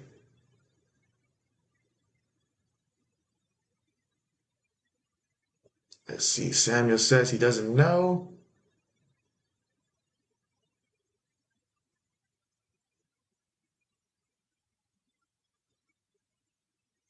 And now they're in a 1st and goal situation. We cannot allow a touchdown. And we just used, oh man, this is bad.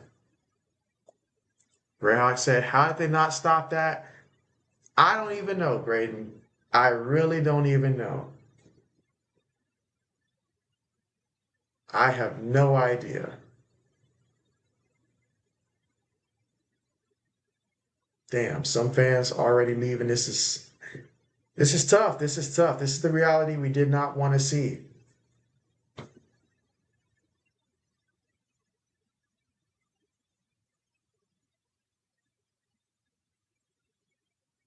Come on, we got to knock the football out. Like we got to rip the ball out now.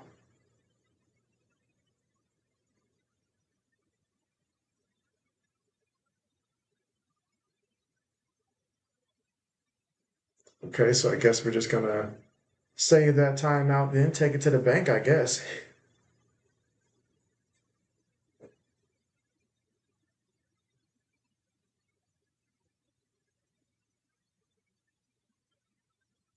All right, it's very easy to guess now, like, hey, we got to be all in here. They're going to run the ball. But dang, JB's in disbelief, y'all. JB is just in disbelief.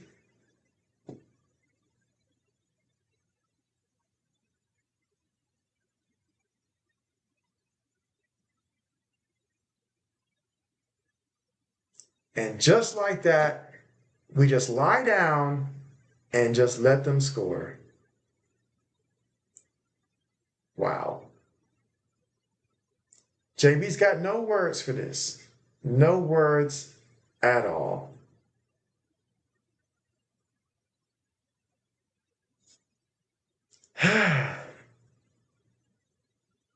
What a terrible ending to the year.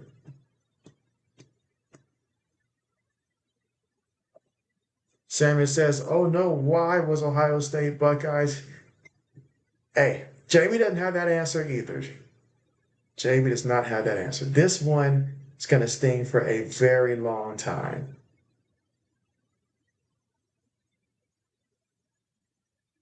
(24-14). Let's see. Laney says, I'm sorry, JB. And so, yeah, this one really hurts there. But this is what we get when we play conservative offensively. It wasn't even just the conservative part. Offensive line lost the battle big time.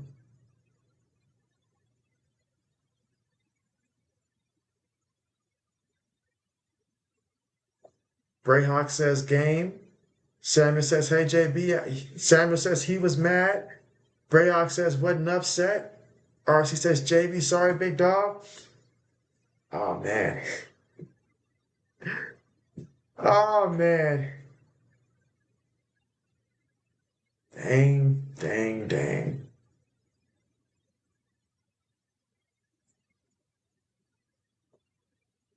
Let's see. RC said, Julian, so you're saying you couldn't figure it out? Brayhawk says, sorry, JB. Laney says, hey, RC. RC says, JB, is it time we fire Ryan Knight? Nah, we ain't got to fire him. We ain't got to fire Ryan Day. I'm still a rational fan, despite the hurt. But what we do need is to figure out who's going to be calling the offensive plays next year. Because with Brian Hartline leaving us to, essentially being a head coach, I forget where he's going to be a head coach at. That's a big gap now. We need an offensive coordinator again. Someone to call the plays. It cannot be Ryan Day. But dang, this one stings. Samuel says game over. RC says, Laney, what's up?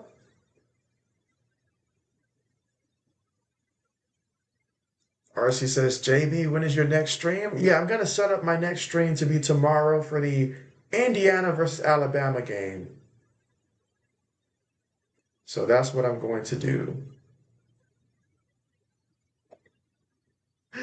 And so Black Medicine's like, well, let's see. Samuel says, hey, JB, better next year, 2026. And so, yeah, I mean, dang, this is a tough one here. This is a very tough one. Very tough one. The offense completely fell off a cliff the last two games. But seeing how the offense looks here, it just makes me feel like, okay, so this is more so of an Ohio State problem as opposed to Indiana just being, that dominant. So we'll see. But I think Bama's going to beat them. Julian Sam throws a pick. Just end it for JB. End it for JB. Heck, it's a new year coming. Gonna leave this in 2025. It is what it is. But the most important part, y'all, is that we got to see 80s come through here on the stream, and that 80s is doing well. That's the most important part because we missed having 80s here for sure. But man, let's see. Sammy says, crazy game night. Laney said, not much. It's been a while. Hope you're having a happy New Year's Eve. Yes, and happy New Year to everyone. RC said, JB, what's with all your Pats getting in legal troubles? That's my other problem, RC. Now that this game is over, I've got to go out there, contact the legal team and the PR team for my Patriots, and we got to get on the same page about what's going on here. I need to know what really went down. But I don't know. I just suspect that this means we're probably going to be short a couple players at the start of next, football season. Some guys might be missing about 4 games at the beginning. Esm said, what a win by Miami. So let me go ahead and congratulate the Miami Hurricane fans and Hurricane faithful on a big-time win. Neutral territory, went out there, clearly dominated. They dominated, especially in the first half, offensive line, and towards the end, the running backs carried you through there. So, hey, they wanted it, and they got it. They got it. So congratulations there to the Hurricanes, and they will be playing the winner of the Georgia versus Ole Miss game. So for those of you that wanted to see Carson Beck go against UGA, you might just get your wish. You might just get it. As for JB, gonna need a cool one tonight. Gonna need a couple one tonight. And that's gonna have to be it. But yeah, so JB's got plans tonight. Got to take the wife out. Got to shower first. So, but yeah, congratulations to Miami. SM, I know you got to be happy about that. Let's see, RC says, JB, with my Cowboys ruled out the playoffs, I'll be cheering heavily for the Bears in the playoffs. It'll be fun to see how the Bears do in the playoffs. Brayok says, good night, JB, and sorry. And so, hey, that's part of the game, right? That's why we love this game. You win some, you lose some. So we'll see how that plays out. But again, tomorrow's stream, and I haven't set it up yet, but I'll try to set it up after I conclude this one, Indiana versus Alabama. So that's when I'll see you guys there. But yeah, good night to you, Braden, and Happy New Year. So I guess I'll see you guys next year, right? As RC said, do you believe in saying long-term at quarterback? I do. He's just a freshman. So I believe in the kid. The kid has a high ceiling. The offensive line, in which, many quarterbacks have to deal with bad offensive lines, but the offensive line was getting beat like a drum in the first half. But I still have full confidence in Julian saying, and I want him to come back. I still believe in the kid. We just need a better offensive coordinator. As I said, you still got the patch, JB. Yes, that is true. I must turn my attention to the New England Patriots here. They've got to save me. They've got to save me because my Lakers are doing bad too, so they've got to save me. RC says, everyone stay safe and have a good holiday. That's right. I will see you guys in the new year. So happy new year to everyone, and thanks for coming through here. Really appreciate you guys coming through here. That's why I wanted to make sure earlier today I made that post to let everybody know that I was going to be going live today. So Mr. JB was like, hey, you got to do the Hurricanes versus the Buckeyes here. But tomorrow, some other teams will be joining JB in terms of outside the bracket. So we'll figure out who that's going to be. But again, congratulations to Miami here. If you guys happen to go all the way, I'll be happy for you guys there. So no hatred here from JB at all. Let's see, Sammy says, I'm out. Good, great night, JB. See you soon at next live later. So absolutely. Good night to you. SM says, Happy New Year and stay safe, everyone. God bless you. Happy New Year to you as well, SM. Thanks for coming through. Sammy says, Happy New Year, y'all. And so, yeah, Sammy, you're not going to make a video of all the fireworks? I think that'd be a great idea, And Laney says, good night, JB. Good night to you, Laney. Good night to you. And to everyone, thanks for coming through. See you guys tomorrow. JB's going to take a minute to reflect on this one, but JB will be more than all right. And so I will go ahead and end the stream now. See you guys next time.